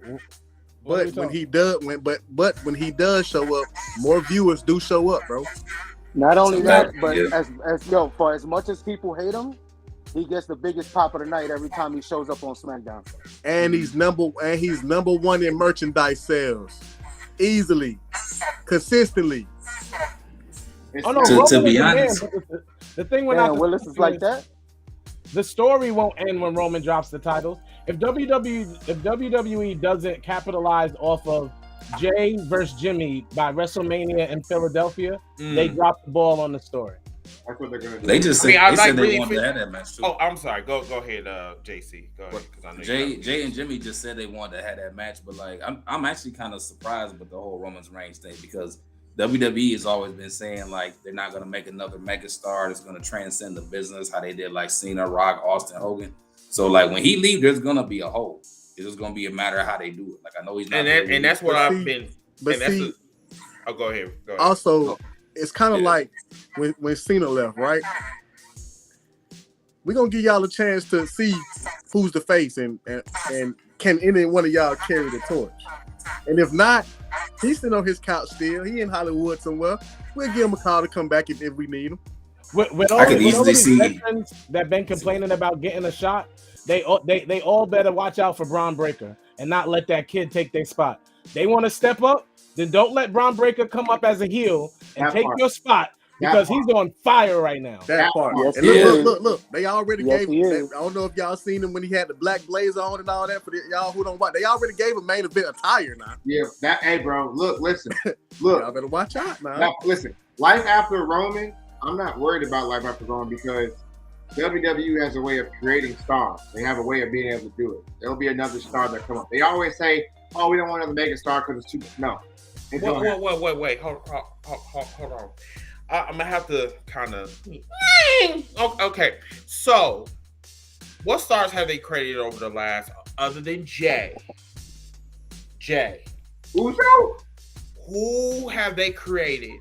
Like, just saying, not being petty, but who have they created? Can I go? You go. Go ahead. All right. Before it was John Moxley, it was Dean Ambrose. No, I'm talking about right now. I'm talking about in the 3 years during this during the pandemic storyline. Yeah, no. 3 years. 3 years. I need you to go back. 2023, 2022, 2021. Who have they created? Only in the past 3 years. Only in the past 3 years. I'm just saying. That's pandemic time. That's not even fair. If I'm being honest. They did the same thing in in AEW. No, in AEW they picked up free agents. They didn't create nothing. Oh, no. I'm saying my whole thing is with Heyman Adam Page. They was building him up in the background. So why WWE can't have that same energy? You think Adam Page is a star? I didn't say he was a star. I think he's mid, to be really honest with you. He definitely not. I think no he's damn mid star. as fuck. I think they made a mistake on that one. That's how I feel personally. Okay, listen. All right, I have a whole thing about that episode, but all right. LA Knight, Damian Priest. I think he's mid, like personally. Damian Priest? Huh? Damian Priest?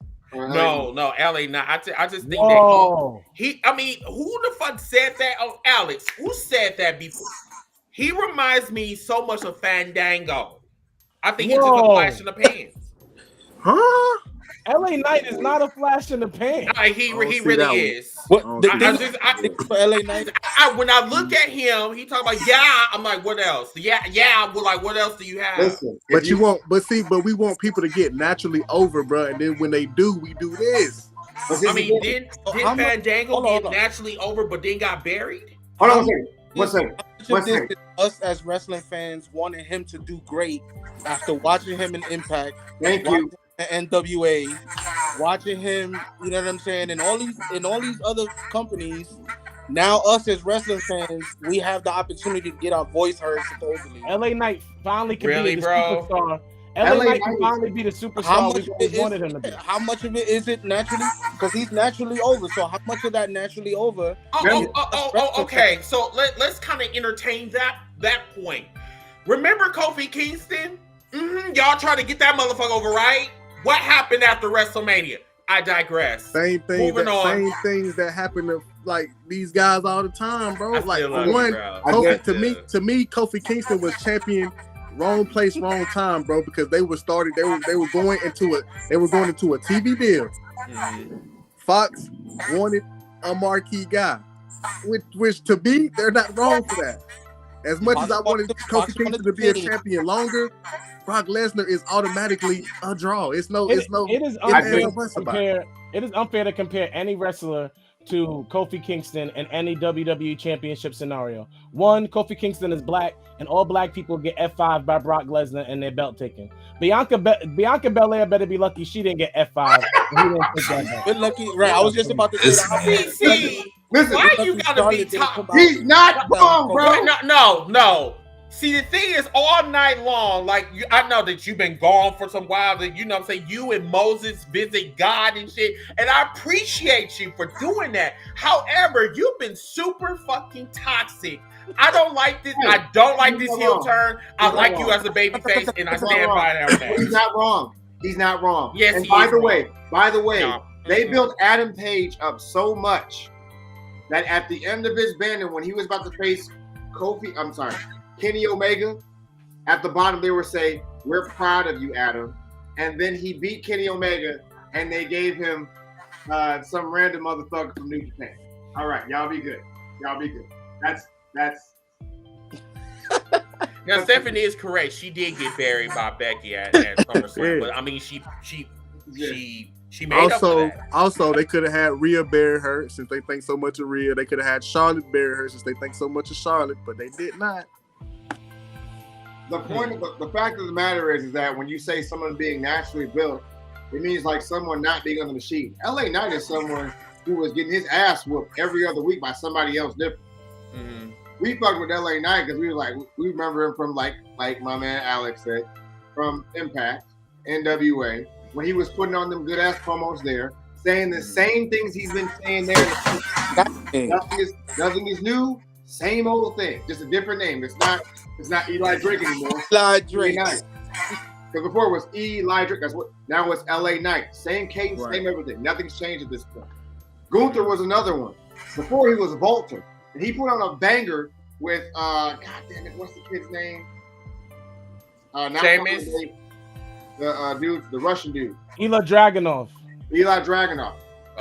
That's also who they need to look out for. Twice. Dragunov like that. Bro, Dragunov like that. These stars, after Roman leaves at this point or whatever, it's just going to be more consistent wrestling. That's all that's going to happen. Yes. Do they go back to playing hot potato with the belt? They're going to have to. It'll only hurt their bottom line. It'll only hurt their bottom line this much. Like the company's way too big, and WWE has the most promotion to build stars. Yeah. So these people that we're talking about not being stars, even a Baron Corbin is still a success story without the championship because he could have been a nobody. Like these people could have been nobody. No, everybody knows the bum Corbin chant. Everybody does that. Every wrestling show. I wouldn't want to have that type of energy, though, to be labeled as a crackhead Burger King. But as long as people know you, bro, and you getting paid, bro, you alright, bro. You gotta be relevant. My reputation is golden to me. Ain't nobody gonna call me no crackhead. But see that's the same way as saying somebody who's playing a crackhead on a TV show. Like, bro, I mean, it's entertainment at the end of the day, bro. Like you gonna judge them for playing a crackhead on a TV show? Ain't no fly rangers over here. No fly rangers. I'm just saying. None over here. On Boomerang. Before Halle Berry got famous on Boomerang, she was the finest crackhead on one of Spike Lee's movies. That's what people said. I'm not making it up. They said that, not me.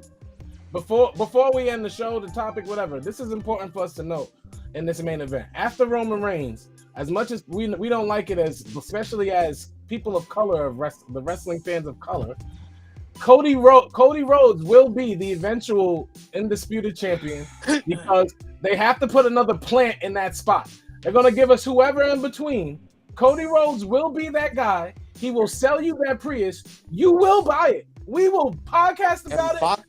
Fox will see money with that man on SmackDown. They already seeing it because you know who's under Roman Reigns in those merchandise sales? Cody Rhodes, the car salesman. Adrenaline, episode, something. You don't even know the whole fucking. It sounds like a car commercial song. Oh, that's not a fucking song. Can't you see a car? Can't you see a car with the turbos on to that song? Yes. Yes. That's gonna be on the new Fast 11 movie with Cody Rhodes. Wow. Standing on top of a plane going, whoa. Right. So before we go, I got a challenge for y'all. I want y'all to do this for me. You cannot laugh. This is a cannot laugh challenge. So yeah, I will need you to look at this video real quick. Then we're gonna go around and we're gonna do our little promoting thing, and then we're gonna end the show. All right, check this out. Hello.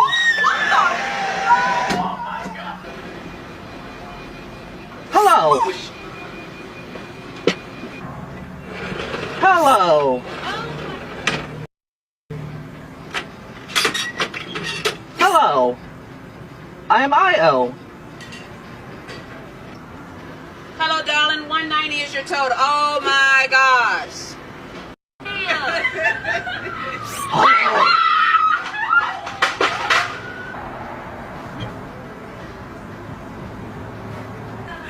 How? Hello.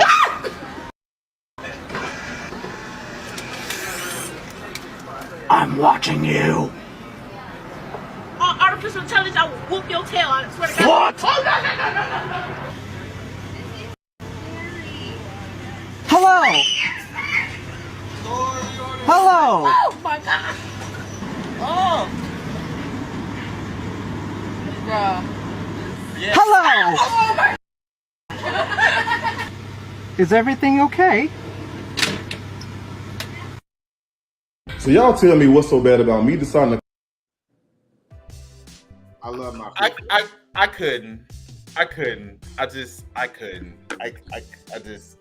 passed the test. I did not laugh. Yeah, I didn't laugh at all. Yeah, right. Y'all lied.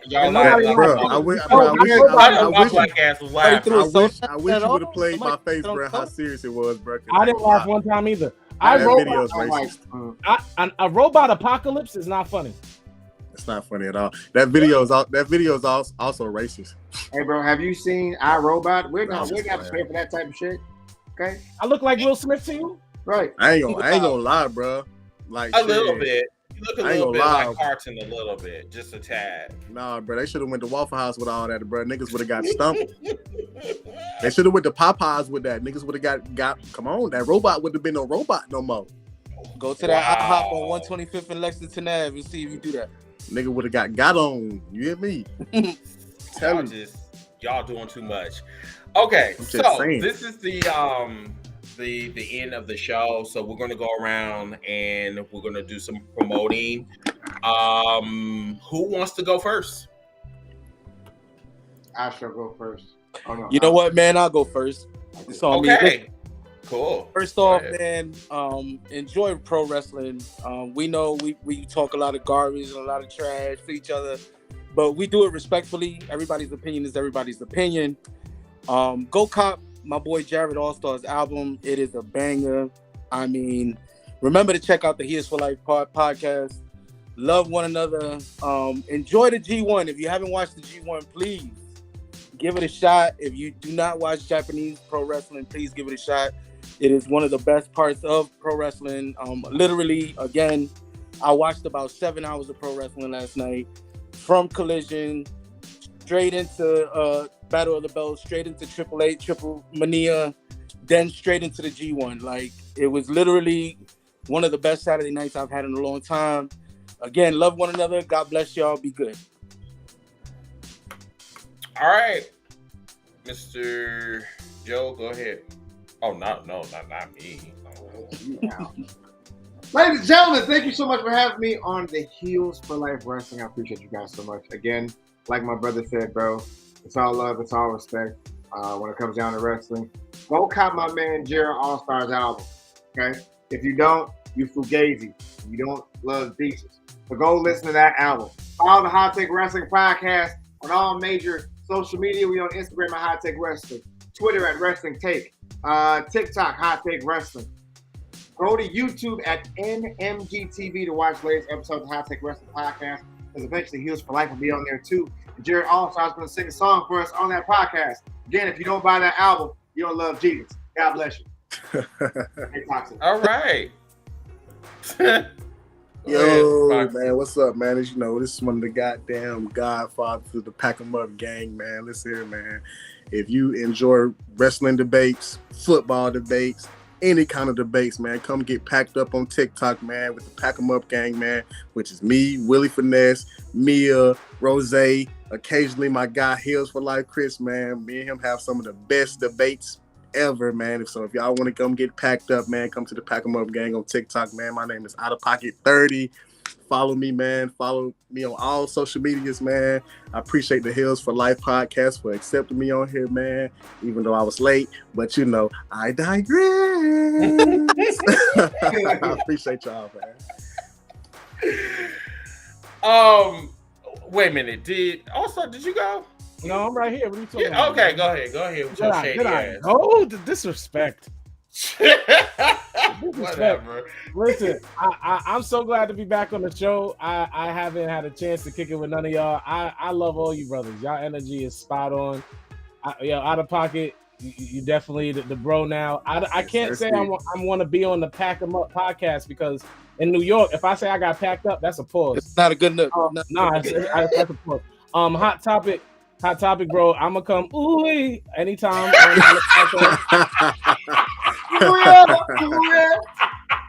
know what I'm saying?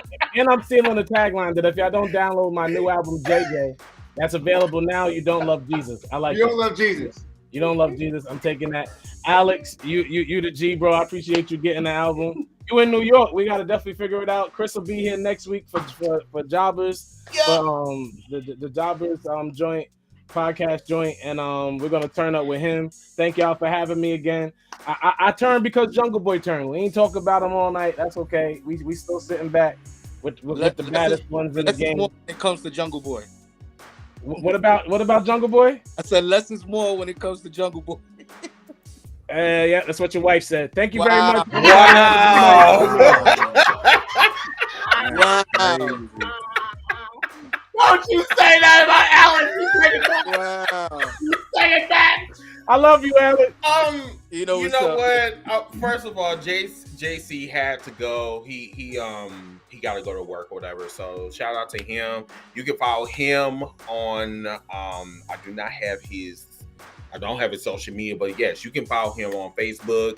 But thank you for coming on. Everybody else, Joe, Pocket, Alex, All-Star. This has been super fucking fun. We got to do this shit again. You know what I'm saying? Great energy. Great. It just I just enjoyed the flow this evening. So, but yes, I will be in New York City, in Brooklyn next week. Cannot wait for that. First time being a sponsor at a wrestling event. So I'm happy about that. Next week, shit, I don't know what the fuck we got going on. I know that Blood and Guts is this week coming up on Wednesday, so we may have a watch party or whatever. So please watch out for that. Remember to share the podcast, love the podcast, comment on the podcast, tell everybody about #Heals for Life, because you know what I'm saying, like I said, we give you nothing but life over here, you know what I'm saying, nothing but love over here. So but yeah, shout out to my TikTok crew. You motherfuckers just y'all give me life when I'm having my bad days. Y'all always there for me, so I do appreciate that. Appreciate the gifts, appreciate the love. I just love everybody. But yeah, until that time, everybody, we'll see you guys next week for 221. Next Sunday, 8:30 Central, 9:30 Eastern. Until that time, I am your host, Mr. Team Bring It. Thank you to our guests, to our co-hosts, and we'll see you guys next week. Yes, sir, Ski. Bye. Where's my where in the fuck? Oh, it's right. Okay.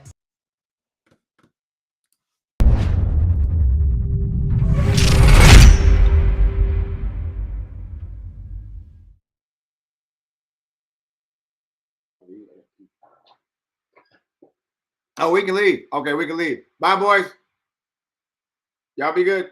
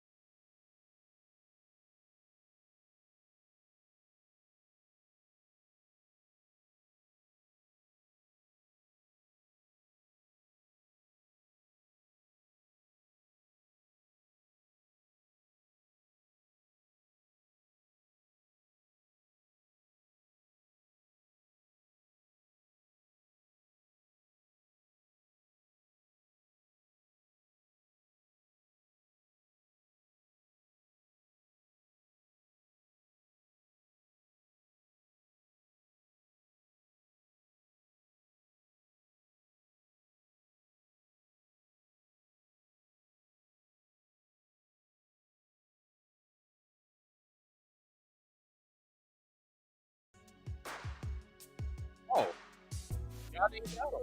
Okay. Bye.